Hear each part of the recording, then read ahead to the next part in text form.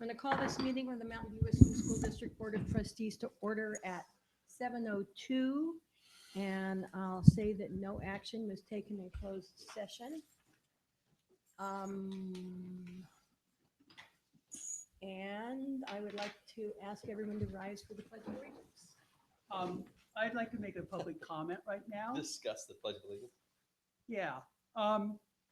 There's two little girls I'd like to talk about. One of them has a Norman Rockwell painting of her walking down to school with two big U.S. Marshals on either side of her. The second one got chastised by her elementary teacher in Morgan Hill for not saying the pledge to the flag.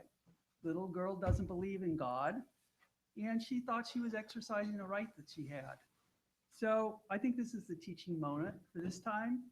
I'm going to do the thing that anybody who is in our school district, a student, can do.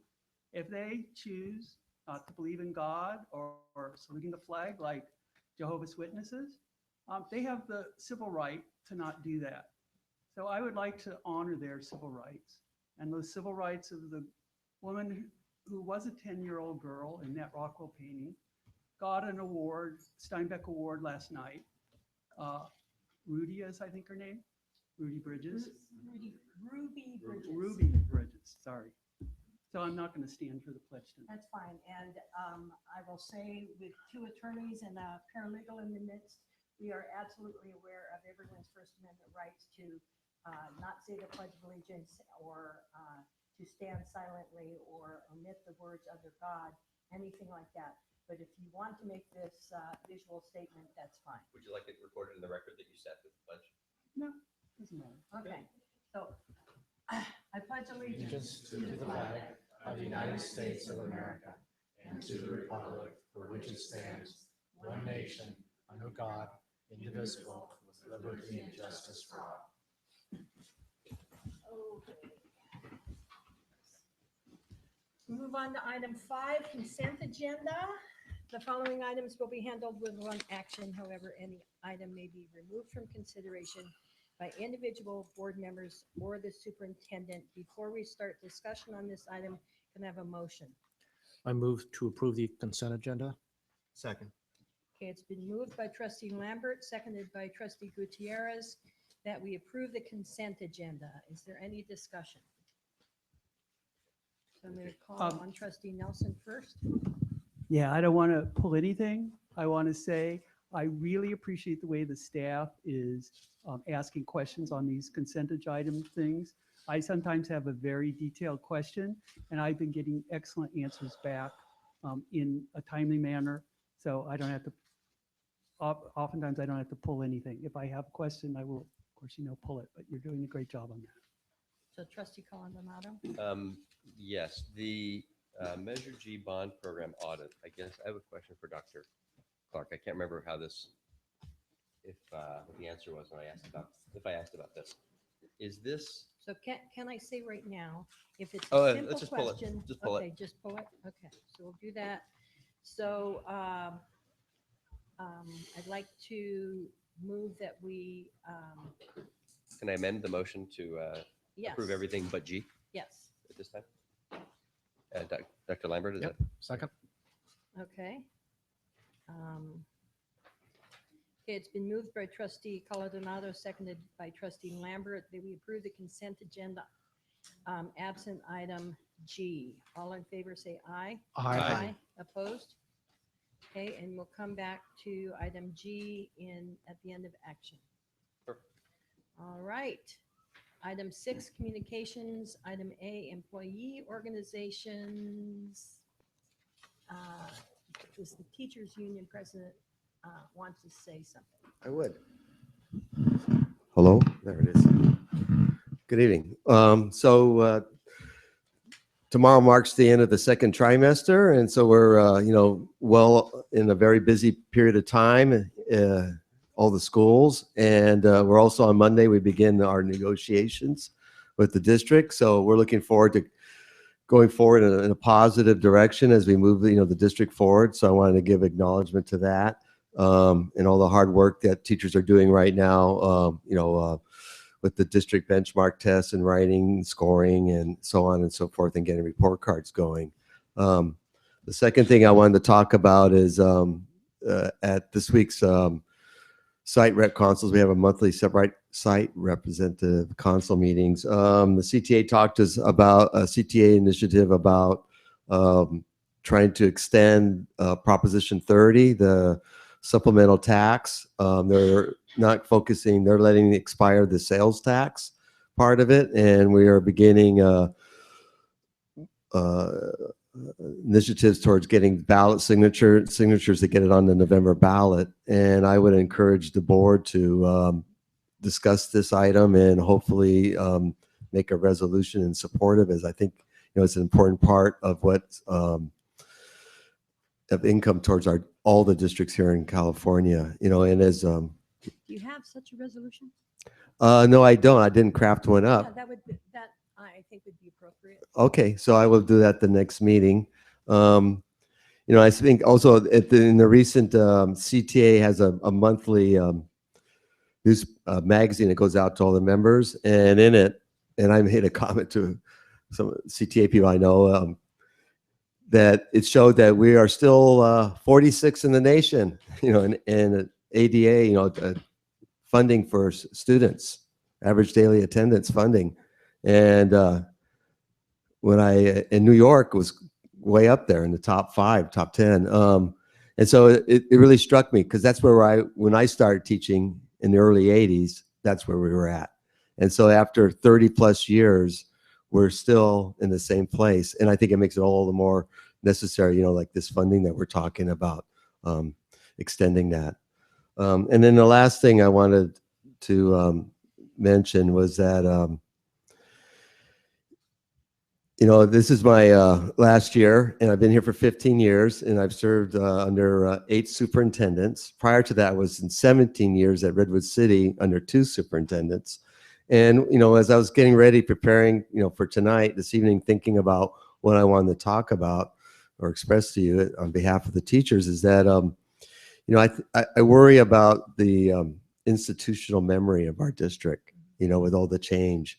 And one thing that I've noticed this year that I think is really important, and I know I incorporated it into my daily practices when I was an administrator, was walkthroughs. And I'm not sure exactly what goes on in different sites, but I would really encourage, like in terms of district administration, site administrators, the board, that we'd have more walkthroughs, presence, because I think it's really important in terms of our goal of creating professional learning communities, that we have more of that go on. And what gets me thinking about institutional memory is that at one point that was a focus, of our district, of trying to make that a regular practice. And I think it is really good practice. Everything that from my own personal experiences, from my training, going at in the administrative credential program and everything, that's really, an important part of understanding what's going on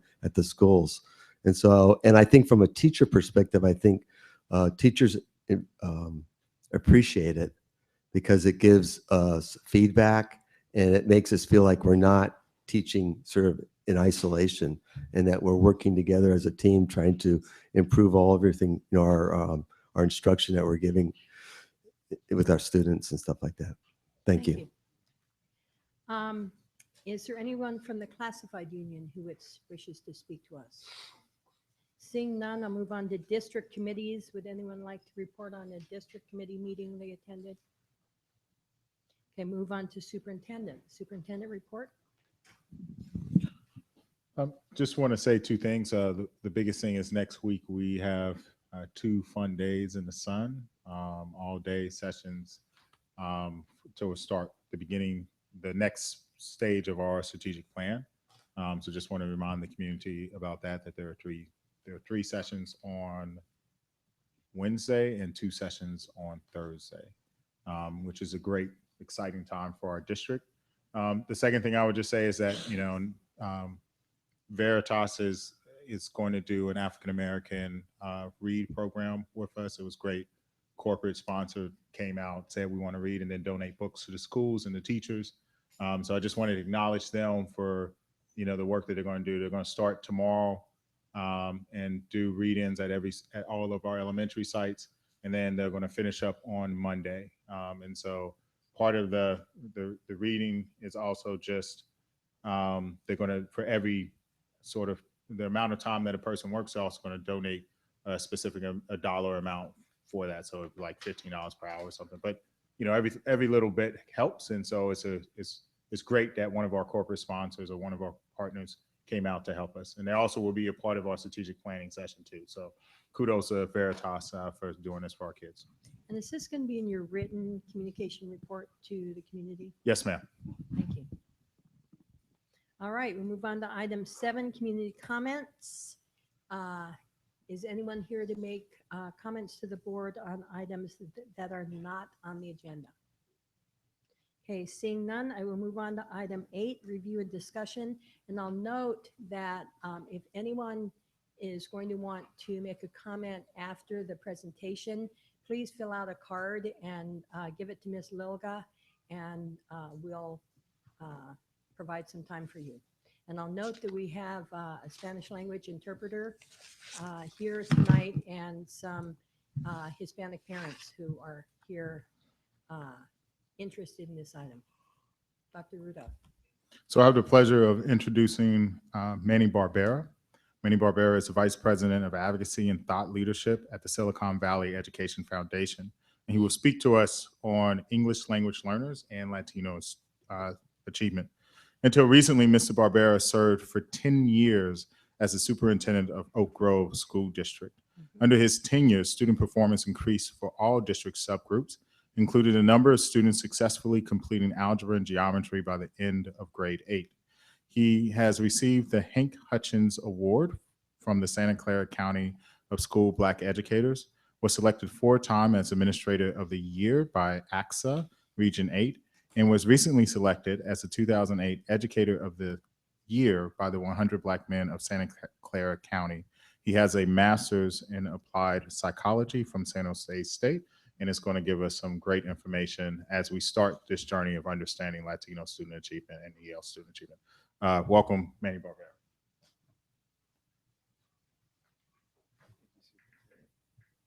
Thank you, Superintendent Rudolph, and good evening, Board of Trustees, and I appreciate the opportunity to address you this evening. This is a topic that has been of interest of mine all during my tenure as superintendent and continued during my time, my failed retirement, working at the Silicon Valley Education Foundation. So what I'm going to do is just kind of throw out some ideas. Certainly not going to be comprehensive to cover everything, but hopefully kind of get the discussion going relative to this really, really critical topic.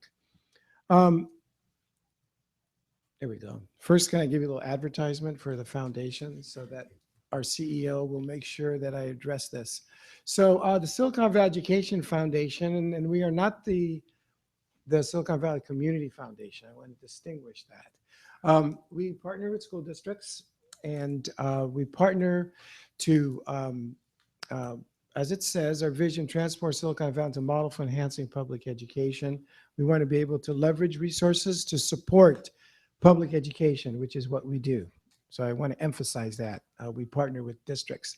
Our primary focus is to, there we go, is to help districts get students to graduate ready and prepared for college, which we operationally define as completion of the ADG requirements. I'll say a little bit about that later on. But basically, the ADG requirements are the 15 courses that you have to take just to apply for a CSU USC. So that's kind of our focus.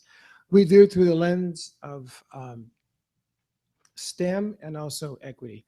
And we have 3 ways that we approach it. Our advocacy, which is our focus on districts adopting the ADG default. I spend most of my time now coordinating the East Side Alliance, which is the system of network of districts in the East Side, with the East Side High School District and the 7 feeder districts, which serve 85,000 students. It'd be the 3rd largest district in the state if it was one. 92% kids of color. So that's in San Jose. It's a huge system. It's about the size of San Mateo County. We also have our programs, our Elevate math and science programs. Originally, we're called Stepping Up to Algebra. With Common Core, we changed the name since not everyone is dealing with algebra. And then we have our innovation, specifically our iHub Learning Innovation Hub, where we test educational technology in the schools. So there's the commercial as we kind of get going. So first of all, why is this important? First of all, the Latino population is the largest ethnic group in California. We're talking 39%. And it is the fastest growing population in the schools right now. It's by far the fastest growing group. But when we take a look at the national data on BA degrees on 25 to 64 or higher, ages 25 to 64, you can see the difference there. 12% Latino, 42% white. The reason they break it up, by the way, in that way is that the United States has an advantage in college degrees in total, but not when you start breaking it down in the younger age. A lot of them is because of my generation benefited from pretty much cheap public education. I was an English learner, first-time college goer. My college at San Jose State was, for all practical purposes, didn't cost me anything, just cost me fees. So we can see we're actually 10th in the world now, the United States, in terms of graduating people with degrees. You have, I believe, let me just show. See, did we get the, Kathy, do we have the data? Yeah, that we could. Oh, good. Okay, so you have that. And that data that's there, I wanted to show that to you with the Santa Clara data that you see in front of you. There is a data sheet that we put together. And we put together to show, that's the last time the CST was given. And just to give you an idea of what the data was at the time. Now, keep in mind, even though we transferred to Common Core by magic is not going to change things, right? That's the data that it was at the time. And you will see the percentage of students who were happen to be proficient in completing the A to G. You'll see the data on the triangle section, and you'll see on the side how it breaks it down according to ethnicity. And you'll see the percentage and the gap in that. I want you to have that information. The other thing I wanted to point out, I'm going to make reference to it later on when we talk about college and middle school. You'll notice that the middle school algebra data and A to G completion rate almost correlate. And that's, I've been referencing that earlier. You can see there has been some progress over time. In 1990, 55% of the students over 20, or excuse me, of the Latino population had no high school diploma. That has improved. In 2015, 41% had no high school diploma. You can see the associated degree, that's basically 2 years of community college completed, has gone up four points in 13 years. And the BA or higher, even though it's still low, that 11, 12% range, it has gone up a little bit since 2000. This is your data. This is the Mountain View data based on the SBAC data. And it's the first time that it was given. So we're all very cautious in terms of the SBAC, given that it's the first time. But just to kind of see, you can see that the district in English language arts, including all students, have a sizable advantage over the county totals, about 16 points in terms of standards met or exceeded. And in math, you see that is 54 to 33%. So it's even a greater increase in terms of the advantage over the county. This is the SBAC data, taking a look at the Latino results. And you can see the district has a smaller advantage over the county in terms of English language arts, and a smaller an advantage over the county in terms of math, but less than your overall total, even though you do have a small percentage on that. So I think it's appropriate to be taking a look at this information. This is the one that I was referring to earlier, and it shows up here. So this is what I wanted to highlight. You can see in Santa Clara County, there are approximately 270,000 students. This is as of 2012, the last time we had this data. I wanted to show this to you. And you can see the percentage of students, about 46% of all students were completing the A to G requirements at the time. But if you look over to the right, only 21% of the Latino population were completing A to G. Now, keep in mind, A to G only means you met the minimum requirements. Doesn't mean you're going to graduate from college. You look at the next data point, the early assessment program. I wanted to share that because this is the, for those who may not be familiar with the high school level, this was the early assessment program, was an extension of the CST, the California Standards Test. And if you took this additional assessment, 15 additional questions, and you were able to be proficient in them, you were deemed to be ready to do college level work. And the state university system accepted it as meaning you can go right into college level work and you don't have to take their entrance exam. And you can see here, the number reduces, right? So simply completing the A to G does not necessarily mean you're ready for college level work. It drops to 36%, and you can see the Hispanic Latino population drops, I believe that says 14% in terms of being college ready based on that assessment. With the new SBAC, the grade 11 SBAC test, if you're considered exceeding standards, is the new EAP. Not meeting standards, you have to exceed it. So I want to distinguish that. It's very comparable to these results. Now I wanted to point out your algebra data because algebra, going back into time here a little bit during the CST time, was the single biggest predictor as to whether someone was going to complete the A to G requirement. So grade 8 algebra was the single biggest predictor. And the reason that that was, I'm going into a little bit more, the reason is because it predicted success in Algebra 2. And I'll share some data on that as we kind of go along. But this was the data in 2012. Last time we had this, is the district had comparable to the county in the percentage of students completing algebra. And here you had an advantage, actually, the Latino population, less than the district total, but you can see you had an 8% advantage over the counties. That's a positive sign on that. Now, why does it matter? So first of all, it predicts A to G. And the other part is, if you look at the Adams study, found out that the best predictor as to whether a student is going to graduate from college, not enroll, graduate, is the rigor of their high school, specifically math. So of the students who complete Algebra 2, 40% of those students graduate from college. Now, this is why this becomes more important. Neil Finkelstein, who works with us at the foundation, is a good friend of mine, has a study. I think Neil's presenting somewhere around here. Right, here? Good. Yes. Great guy. You're going to love this because he's going to talk about this. If you complete 4 years of math, that doubles. So the senior year math matters. It really does. A lot of times students, they get into high school, it's like, oh, I'm going to take that extra year off type of a thing. But taking that extra year of math, not repeating because you failed, right? I mean, like taking a sequential course where you take like math analysis is significant. And Neil will go into this in detail. I saw that he was going to be presenting. Okay, so let's now go into the Common Core era. So in the Common Core era, Mike Kirst, who is the president of the state board and is also on our board at the foundation, wrote a wonderful article on that the Common Core standards changes almost everything. And you can see the quote there, that provide a great opportunity for improving student attainment.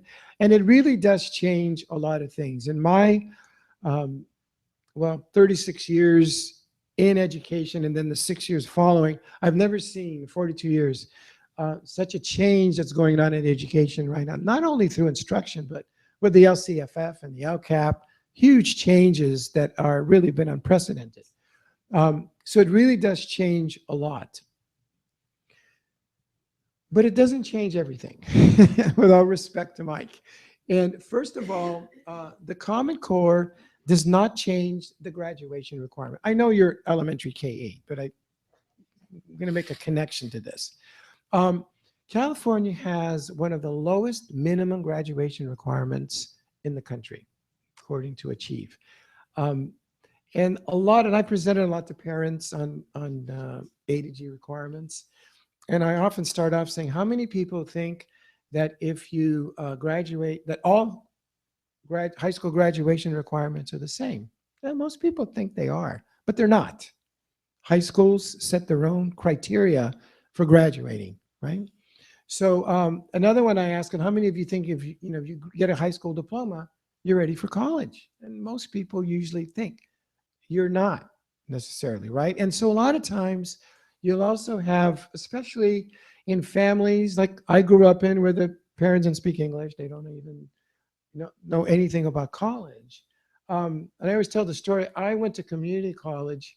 I did not know that I could not graduate from there. Somebody had to tell me, a friend of mine, to tell me you had to go to a four-year college. My college selection process was pretty simple. What's the cheapest and closest one to the house? So that was my selection. And a lot of families, especially that grow up in that situation, just don't know. They don't know that, you can think you're going to college if you go to community college, but if you've not taken a rigorous enough high school exam where you have to take remedial classes, the probability, there's always exceptions, the probability of transferring and actually graduating directly correlates to the number of remedial classes you have to take in community college. So it's important for people to know that. I think sometimes we let them know, and and telling students to know, you know what, you have to complete Algebra 2 minimally, and ideally take that extra fourth year. That in terms of the probability you're actually going to graduate from college is significant compared to if you don't. The other thing that hasn't changed is that the path to college is still through the A to G requirements. You still have to take those courses. There's no other way for the UC-CSU. And that includes 3 years of math through Algebra 2 or under the new system, Integrated 3. So as you may or may not know, the traditional course sequence in the past has been Algebra, Geometry, Algebra 2. Now you can also, like in the case of the East Side Alliance, they've gone integrated. It's integrated 1, 2, or 3. The standards are the same. If you complete 3 years of integrated math, it's like completing Algebra, Geometry. Algebra 2 is just kind of sliced up in a different way. But the path is still the same. You still need to complete minimally Algebra 2 or the third course of Integrated 3. The other thing has not changed is the length of the school day and school year. And I'm going to get to this, is that the same amount of time. In fact, for a lot of districts, they're just catching back to what they had when they had to cut back. I don't know what you did in Mountain View, but a lot of the districts had to cut back on their school year in the East Side. And it's just the last couple of years that they've gotten those, that when the economy improved, that they got those days back. So the length of the school day, length of the school year has not increased. And this becomes significant for students who find themselves falling behind standards. And I'm going to make a reference to this later on, but if, we all know about falling behind in reading at third grade. Absent some massive intervention, those students are going to have a hard time catching up. It appears, based on the Duncan Ginsburg research, and we put out a paper on this, that math is even a better predictor.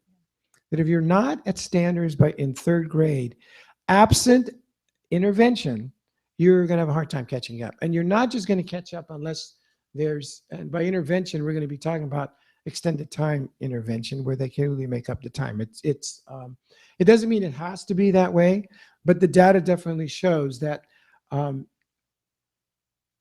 completing, as I mentioned, algebra predicts A to G, and third grade level math predicts success in middle school. It's kind of connected in that way. So what can we do?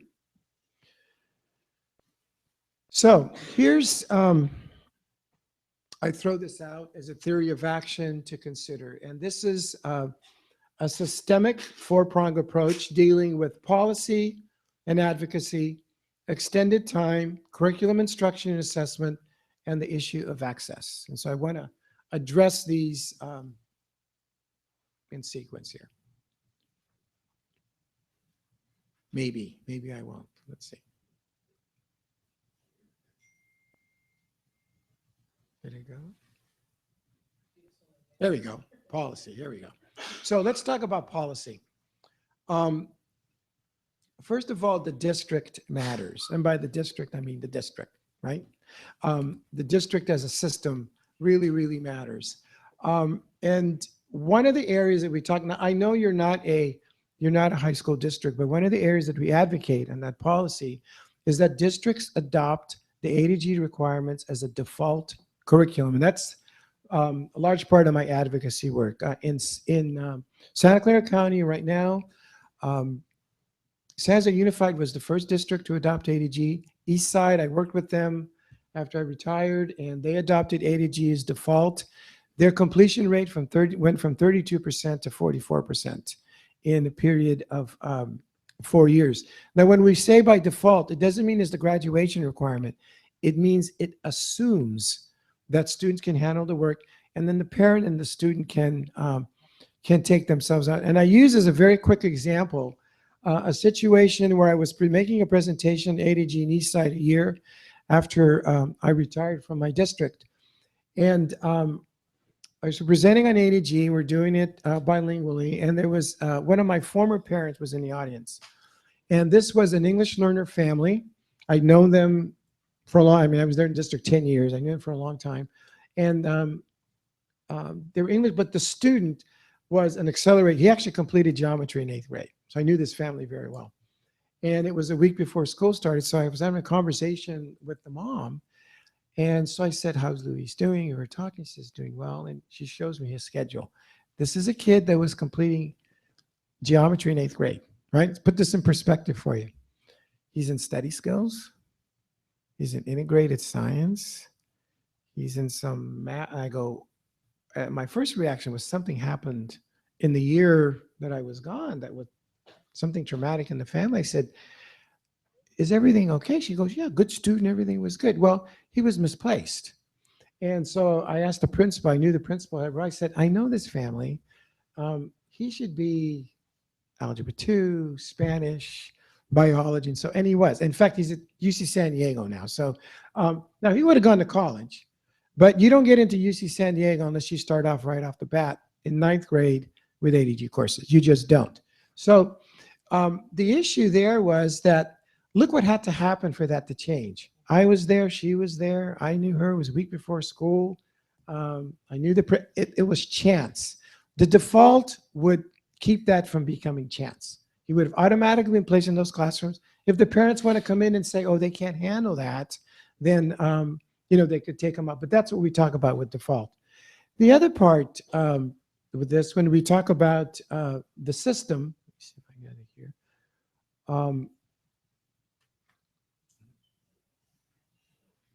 Okay, when we take a look at it from an equity focus, now those are all different components. I know it's kind of hard to, but the very first thing on the top there says board superintendent. And the very first step is what you're doing this evening, which what I think is really impressive, that you're calling it and you're studying it, right? That says it's a priority. And when we look at a coherent systemic approach, in the middle is student success.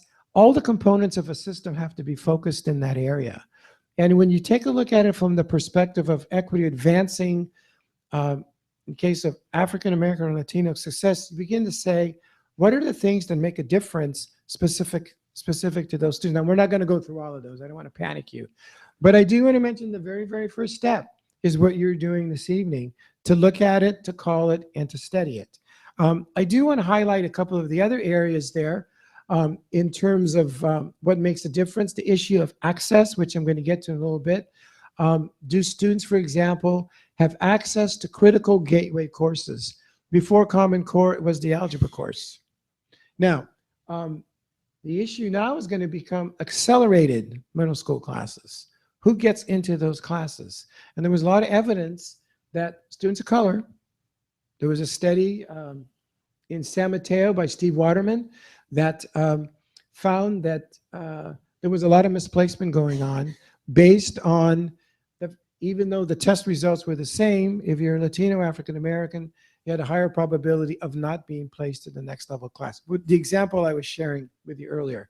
So part of our policy is, as I mentioned, advocating for A to G as default. So this is one, I know it's at the high school level, but we do the other part, and this pertains to you and all and Neil will get into this if he's going to be talking Monday. College really begins in middle school. It really does. An achievement gap is not it's not an even sequential model. It kind of goes, kids start off with some significant differences. We know at the age of 3, there are gaps among 3-year-olds of 30 million vocabulary words, what they've been exposed to, right? It starts early. But here's what starts to happen. School actually helps. Actually makes a difference. We start to close that gap. Summer comes, kind of opens it a little bit. It starts to continue. The transitions from elementary to middle school, that gap widens a little bit more. The middle school to high school, it widens and stays that way. It's really hard to close the gap once they start at the high school level and they're not at the grade level courses. It's really, really hard. Again, absent massive intervention. And I'm not talking remediation. I'm talking significant positive type of intervention. So it's really important to have students, and then I go back to the algebra data, to really be able to be successful. And it doesn't, now with Common Core, we're not really sure. We don't want to put kids in algebra when they're not ready. Don't get me wrong. We're not saying like under the old system, put everyone in there. It's when they're really ready. But success under Common Core math is most likely, and we don't know yet, going to have the same kind of predictive kind of validity. And Neil will get into this a little bit more, so I'm not going to go deeper into this. But traditionally, algebra has been a gatekeeper class. We don't know what the Common Core 8th grade, but we suspect success in math at the high school level is going to continue to be a predictor of whether they're going to graduate from college. So that's still going to be a factor. The real key is going to be a rigorous high school education. To prepare them for that is what's going to make a difference. The issue of access is another one. This is a quote that I like from Drucker, that knowledge is power and access to opportunity and advancement. It makes a difference. And it starts early. Now, I know not all kids are going to go to college. The question becomes, when do we make that decision for them? I'm going to suggest that when they're 12, 13 years old is not the time that that decision is made. Access to accelerated coursework, algebra has been a gateway. We'll see how the Common Core math plays out, but it has been a gateway to completing the A to G requirements. Access under an equity lens has to do with some inequitable placement practices. I mentioned the Steve Waterman report, the Pathways report, and what he found out is that when you looked at groups of students, he did this in San Mateo County, that, and I have all this stuff if you want it, I could be happy to send it to you, that if you were ready to go from 8th grade to high school geometry and the test scores were the same, that for white students, the teacher recommendation and the test result were comparable. But for the Latino population, put your money on the test result because the recommendation tended to be lower than the test. The Lawyers Committee for Civil Rights put out a report called Held Back. It was a big issue here a couple of years ago that basically looked at this as an equity issue. In fact, SB 359 was recently passed that required objective measures at the high school level to be objective beyond just subjective recommendation. In fact, one of the things that we just completed at the East Side is, and we did this back in 2010 before all this happened, is across the district, the 8 districts, we've agreed on a common placement protocol across the entire system that includes not only teacher recommendation and district developed test, but an objective measure that could not be superseded. So if it says a student is ready to go onto that level, they're placed onto that level. The teacher recommendation can only help them. So this was a critical, access is a critical issue. It's the whole issue, it really gets down to rigor. Now, this is an example of a 9th grade low-level assignment. You could find this on the EdTrust West. They have some research that they show on that. So this is like create a visual that shows you understand the central theme of Romeo and Juliet, be prepared to present your creation to the class. Now, this is the type of work that generated. Right? Now, imagine if instead of doing a visual, they had to write an analysis. A little harder, but more rigorous.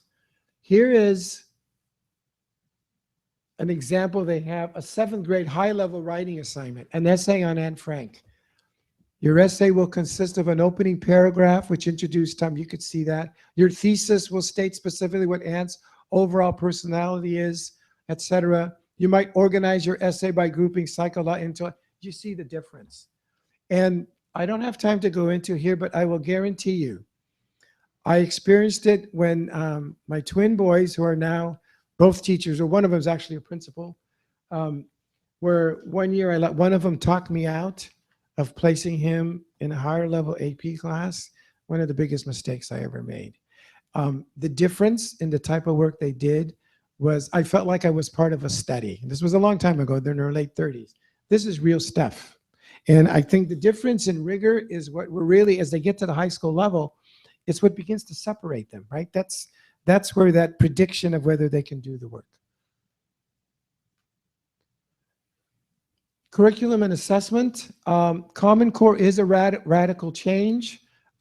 It's affected everything. It's affected instruction. It's affected curriculum. It's affected assessment. It's a tremendous change. I'm not going to go into a discussion on Common Core, but I do want to point this out. I do think I have one issue with Common Core, and that is somewhere along the line, I don't see enough focus on culturally responsive, culturally relevant instruction of those standards. And that is where that comes in. So that, and I want to, where's Al Gonzalez work with me in my former district on this area, that when you're sitting there looking at a student that's come from a completely different cultural background, you have to take that into account, whether it's race, whether it's culture or ethnicity. And I don't see enough of this in the Common Core. I really don't. I've looked at them where they really focus on the standards by themselves is not going to make a difference without the corollary support and instruction that's there. I know there's other issues in terms of materials and so forth that could have been handled a lot better, but this is one, since we're talking about this evening, specifically about advancing Latino success, really having an opportunity to really talk about where these kids are coming from. Like we had in my former district, I remember a student one time where there was, some kid, they weren't completing their homework and so forth. Well, the family was living in a garage. Now, I think doing homework's important. Don't get me wrong. But when you're living in a garage, there's some other factors that might be entering into the equation. When you're learning, when language is another factor. I was an excellent student. English is my second language. When I was a sophomore, I ran across the word rake. I didn't know what it was. I don't know. I didn't know what a rake was. It's English learners have those little gaps, even when they transfer to English only. They just don't run into certain things. I grew up in, Bayview Hunters Point in San Francisco, and rake never entered into my experience or the vocabulary. So just being aware of the language differences now. And I also want to separate, there's different levels. So the Latino population is not this large homogeneous group, right? You have English learners where the issue is learning English as a, level 1, level 2. You have different strategies for that. You have for example, strategies like GLAD, SEAL, if you're familiar with them, where you're developing language. And then there are English-only Latinos who've grown up in this country, where it's a function of language crossover with poverty. Maybe they haven't been read to. Maybe they're part of that 30 million word gap in 3rd grade. So it's not like you were dealing with a homogeneous population. Everyone's the same. There's some differences in how we would approach that. The issue of intervention, extended time matters, and this is where I wanted to get to. We've not increased the time. There's a nice study by Annenberg, Leveraging Time for School Equity, it shows that summer loss is real, and leveraging time, making up time makes a difference, extending the time. Here's what happens in a lot of affluent kind of families where the extended time kind of happens automatically in the summer. They're taken places, they're given opportunities to maybe go to science labs at the Tech Museum, and they're taken places. So look, it's the difference. Like, I grew up in a classic immigrant kind of experience, where college to me was like, well, it would be nice. Vietnam War was going on, so it helped to motivate you. Not ended up having to do my time afterwards anyway. But my point is, I probably would have not gone if I didn't have some external motivation. Well, my kids grew up in a different circle. From the beginning, there wasn't an option. It wasn't whether they were going to go to college. It's you will go to college. It's a question of where you're going to go. That expectation, that mindset makes a big difference. And it's not the mindset on the part of the kid. It's the mindset of the adults around the kid that makes a difference with that. But extended time definitely matters, especially for students who come from an environment where they're not exposed to a lot of those extra stuff that so many of the kids get that if they're fortunate enough to be in that kind of a family situation. Extended time, I would suggest to you, is a critical strategy, not an extra. It's something that should be part. And I will say to you that in Oak Grove, it was the way that we built our algebra and geometry students through extended day. We're not Cupertino over there. We're just, that happens because of the environment. It was targeted, and we specifically targeted accelerating students of color. At one point, I was really proud that we had 12% of our geometry students were Hispanic, and they're the only ones in the entire county that were in 8th grade geometry. So it definitely does make a difference. I want to end up again summarizing math matters. Neil's 4 years of math. You'll hear him on Monday, so I won't harbor on that. Edelman Study, the highest level of math, as I mentioned, is the best predictor. The grade 11 SBAC with the new EAP is the target that we want to go for.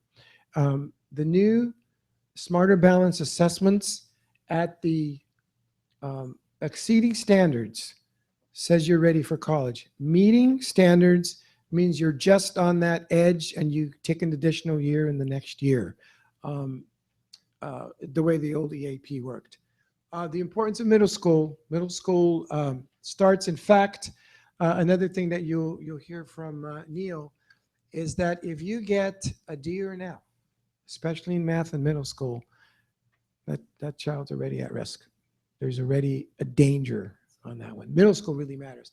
And then I mentioned to you the early math, the importance of early math. Duncan and Ginsburg did their studies in this and found out that, you know what, grade 3 math is just as important, if not a little bit more important than reading, as a predictor of future success. So in summary, I think the approach needs to be systemic. And I did read a report that you did, and that I saw this actually mentioned. I was pleased to see that the superintendent is recommending that you take a look at this as a systemic, coherent kind of approach. The district really does matter. You can look at the Marzano research on that. The teacher, of course, is the critical component. I mean, that's always the number one. But what surrounds the teacher, the principal, leadership, and then the district, the context, makes a huge difference of how that instruction is delivered. So you matter, and it's important to know that. And it's not the type of thing, oh, the district office. It really makes a difference, that it's a coherent approach. And this is where, as I mentioned earlier, in terms of focused and targeted, and actually bringing attention to it. A lot of times we talk about the achievement gap and sort of, without mentioning what we're talking about, it's achievement gap and accelerating Latino, and I'll throw in African-American population here as well, because these are the students that, if we're going to make a difference in the future in the educational system, where we definitely need to make a difference. It's where the challenge is going to be for us. And I'm glad that you're taking a look at this. So I think that will, thank you. I'll take any Thank you. questions. or And what another- I would like to Yeah. do at this point in time is, because this is a discussion item, and I want to find out if we have any community members who would like to address the board on this item. Can I ask for a show of hands who wanted to talk to us about this item? And if no one is raising their hands, we'll go directly to board comments. So we have one. So did you fill out your form, Mr. Garza? Thank you. Yes, yeah. So I'll give you 2 minutes to make your comment. And you don't need to fill out your form, just, I would like to ask that rule be made for 3 minutes. We have a 3-minute timer. I don't think we're behind time, are we? this item is supposed to end at 8:05. So if the board is going to have any comments, then we're not going to be able to give everybody 3 minutes. I would like to make a statement on this matter. Yes? I'm asking that the rule be 3 minutes. So we propose 2-minute rule. I'm asking that a majority of the board be 3 minutes. When, if, for people that go to city council, Mountain View City Council meetings, you know that people get 3 minutes to talk, and they get 3 minutes to talk unless 50 people or 100 people are there to talk. It's not decided ad hoc on every single item on a whim, whether it's 2 minutes, 3 minutes, how many minutes left till the item's supposed to be over. I'd feel much more comfortable, and I feel like we'd be giving everybody in the public much more equitable treatment if we just stuck with the 3 minutes, unless there were an outrageously large number of people to speak. And I'm since happy there's to one do person- 3 minutes. This item ends at 8:05. So we'll give Mr. Garza 3 minutes, and then the board members will get less. So Mr. Garza, thank you. Well, please introduce yourself when you get up to the microphone. Hello, everybody. I'm Mr. Gonzalez. Gonzalez. Yes, sorry. have a couple of children at Landals, and Mr. Barbera mentioned this last piece about targeted and focused, and that the district does matter. And as a former teacher in the district at Oak Grove, it was very clear entering as a teacher and exiting a number of years later that the district was about closing the achievement gap.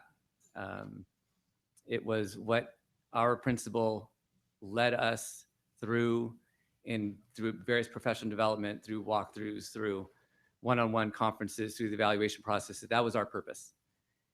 And then I could go to a colleague of mine across the district and have lunch, and that was the theme of a lunch that we could have because of the targeted, focused district declaration, that was our purpose as educators. It made our job easier as a community, both at the school site, at the grade level, at the school site, and across the district. I just want to validate that. And as a parent of a 5th grader, young man going to middle school next year, and a daughter in 2nd going to 3rd grade, that kind of continuity I know will serve my personal children well as I learn to support them as a parent, and as they learn to define their academic journey as they grow up toward high school. So just want to validate that effort that at Oak Grove that we had. Thank you. Thank you. Would any other member of the public like to address the board on this item? Okay, we have 10 minutes left, and we have 5 board members. So 10 divided by 5 is 2 minutes. So I'm going to start with Trustee Gutierrez. If you have some comments or questions for Mr. Barbera. Sure. Thank you, Madam President. Thank you so much for the presentation. I also met Jose Manso at the CSBA conference in yeah. Largo. Great My guy. successor. Yes, exactly. And, Yes. and the district is still going strong. Yeah, yeah. And I believe we also have an invite to stop by and observe the program as it is, which I think Yeah. is very valuable for all of us to possibly attend if we could. But one of the things that I've been bringing up to the board in general and also to the superintendent is, and teachers, there's a paradigm shift going on right now in education. And it's a key moment because the way we were taught when I was a kid, it's dramatically changed to how things are presented now. But one key component that I noticed that we need to also address is the professional development of our teachers. We have to have a core strategy to help them bring into practice this rigor that Common Core preaches, not just for the advanced student or the general student, but also for the English language learners or the dual immersion students. The type of focus that you have for academic enrichment is further enhanced when you have that strategy in place. So I'm looking forward to seeing what ideas the superintendent brings to the board and what we as board members can share with him on this approach for a math-based academic environment, a STEM environment, or the SEAL environment. All those programs have different strengths and weaknesses. And I think as we're being presented the options, that's going to give us a better idea of how the district will react and be in terms of achievement within 2, 4, 6 years from now. So if we could just remain open to that idea of what options there are and what we could pursue, in the end, as long as we stay together with that focus, then we can specifically target the achievement gap and help teachers succeed even more with those students and all students in general. And at that point, I think that's when you start to see the numbers improve more and more, like we've seen in Oak Grove. So by all means, thank you very much for your welcome. experience. Thank you. Trustee Lambert? Yeah, so I'd like to understand a little bit more what you mean by algebra and math in particular as a predictor of success in college. And just bear with me for a minute. Does that mean that success in college correlates with taking math courses in younger grades? Does it mean that there's something about the rigor of and the abstract thinking that goes along with math as part of the curriculum sort of helps with people's analytical skills or the way people think and get evaluated in college? Is it a self-fulfilling kind of thing, meaning that kids who take math and doing something that doesn't relate directly to their world and really emphasizing again the abstract thinking is supported by something that's supported by the parents? They already have a goal in mind of taking college, so at an early age they go into math and they're going to be successful because they've selected math. And so then it raises the question to me, if something like the Common Core curriculum had enough rigor in, let's say, a creative writing course, and that was somehow objectively evaluated in the same way you do analytics in math, could that be the vehicle for success in college as well? So I think you understand what I'm talking about. Yeah, What I does this think really mean? the answer is, I think all the things you're mentioning relate, right? I mean, we're talking correlation here, right? And Neil can probably go into this a little bit deeper. But what it shows, and I think it's directly tied into the rigor, because if students are ready to handle that kind of work, then other things kick in, of course. Look, there's other things for success to whether you graduate from college. So let me make this point. Academics are one. Non-cognitive factors, what we call their SES, social emotional factors, persistence, for example, is another. So being able to pick yourself up if you don't succeed the first time, that is another factor. Third is fiscal, right? So the financial capacity. I read something one time that said, if you're not making $90,000 a year, this was before Stanford started putting in we'll let you in for free if you qualify and so forth. The chances of going to college was almost nil. So all those are factors within this. Certainly, parental expectations do make a difference. Minimum parental expectation. If you look at the John Hattie research, the parent expectation of how high they expect their child to do is a factor. In terms of why is it math? Well, I think it's going to get down to, from my perspective, probably going to get down to the rigor and the analytics of it, because that is the subject that seems to predict. And again, this is all probability and statistics, right? So there's always exceptions, but 40% of the students who complete Algebra 2 graduate from college. That extra year of math almost doubles that, and Neil will go into detail on that. But I do think it has a combination of the rigor and the analytics. The idea that you can do work and to be able to persist through it. But that persistence is I'll give you a very, very, very quick example. The principal of James Lick a couple of years ago gave an example of a student, his valedictorian, who got accepted to UC Davis, right? Sees him in the fall, says, how's college? Never went. When he started getting all the letters and all that stuff, and his mom finally just said, well, just go to work.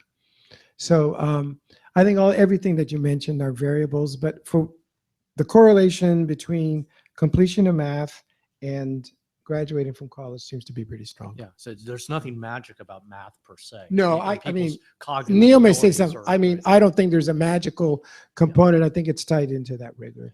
It does say this, however, that if you're strong in math, the STEM areas are still in play, right?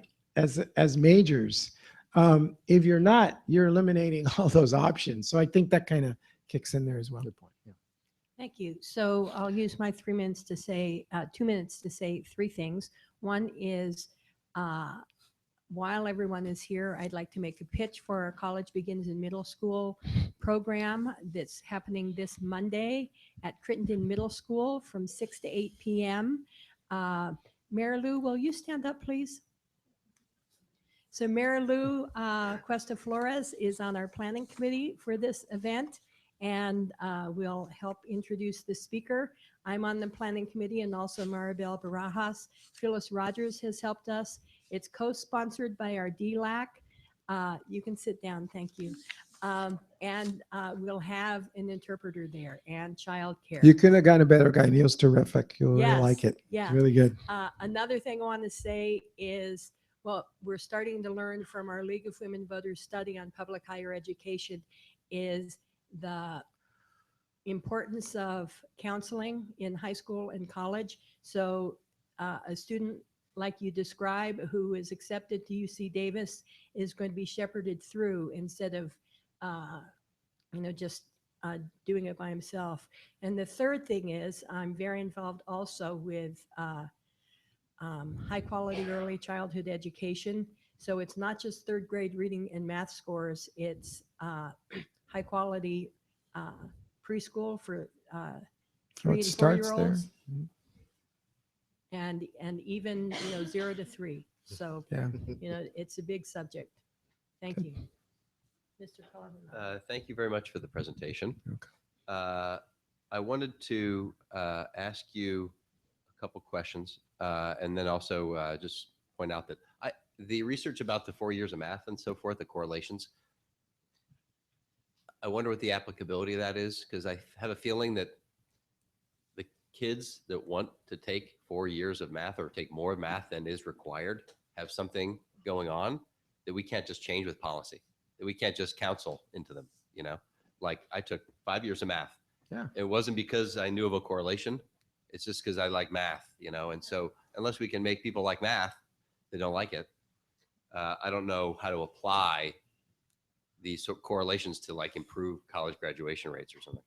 I want to ask you two things. One is, could you comment on summer school, and if you think that if we should expand our summer school offerings, if you think that would help Latino achievement, and secondly, should we reinstate the draft and start a war to generate motivate- to more motivate college people. attendance? Would that be a good idea? No. Well, let me start with number 3. No, I don't think you should Okay. start a war and get the draft. But I meant that sincerely because, like the student who dropped out at UC Davis, I'm not sure I would have stayed in. I didn't know if it was so foreign to me. I don't know if I could have handled it. But as far as the 4 years of math, part of this is where the mindset thing comes in, right? Where people think, oh, I'm not good at math, that starts with that.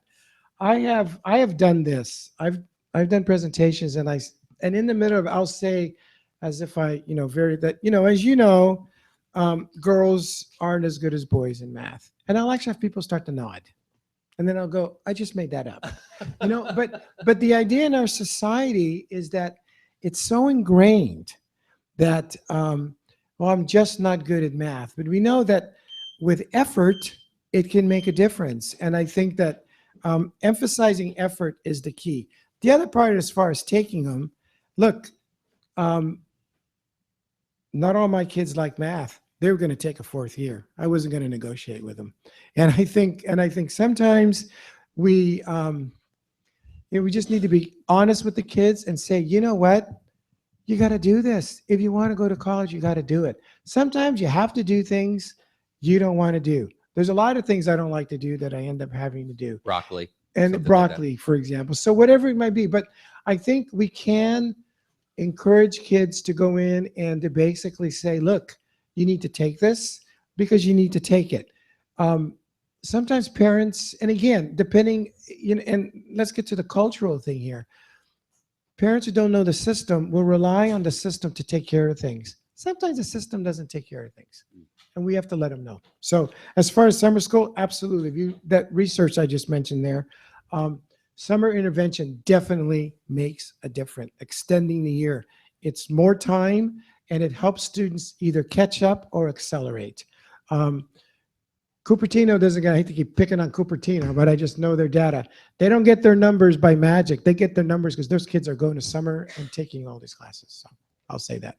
Thank you. Trustee I like Nelson? Cupertino. Wendy's a friend of mine. So Yeah, I would be glad if you spend all your time that you have, that I have, another 1 minute and 50 seconds, talking about the extended time in summer and Summer Matters and the CSBA initiative. And I guess it's the Annenberg and the Packard Foundation thing that they did with 12 districts throughout California on different ways you can structure that extended time. yeah, I'm not sure with the Packard Foundation. I'm not familiar Oh, okay. with what they did on that one. But I will tell you with extended time, I'll do it a couple ways. One, I'll do it from an operational perspective of when I was superintendent.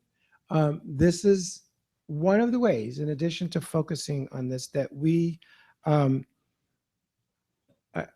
when I was a junior high principal, algebra was always the key. And I'll be honest with you, when I was superintendent, what I told the junior high, as far as math is concerned, I didn't care about the API.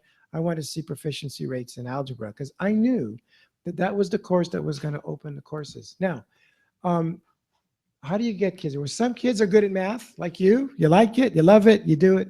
And others, you have to convince them to give up their summer. And to be able to say, look, and I've talked to kids, I said, I'm going to talk you into giving up your summer, and here's why.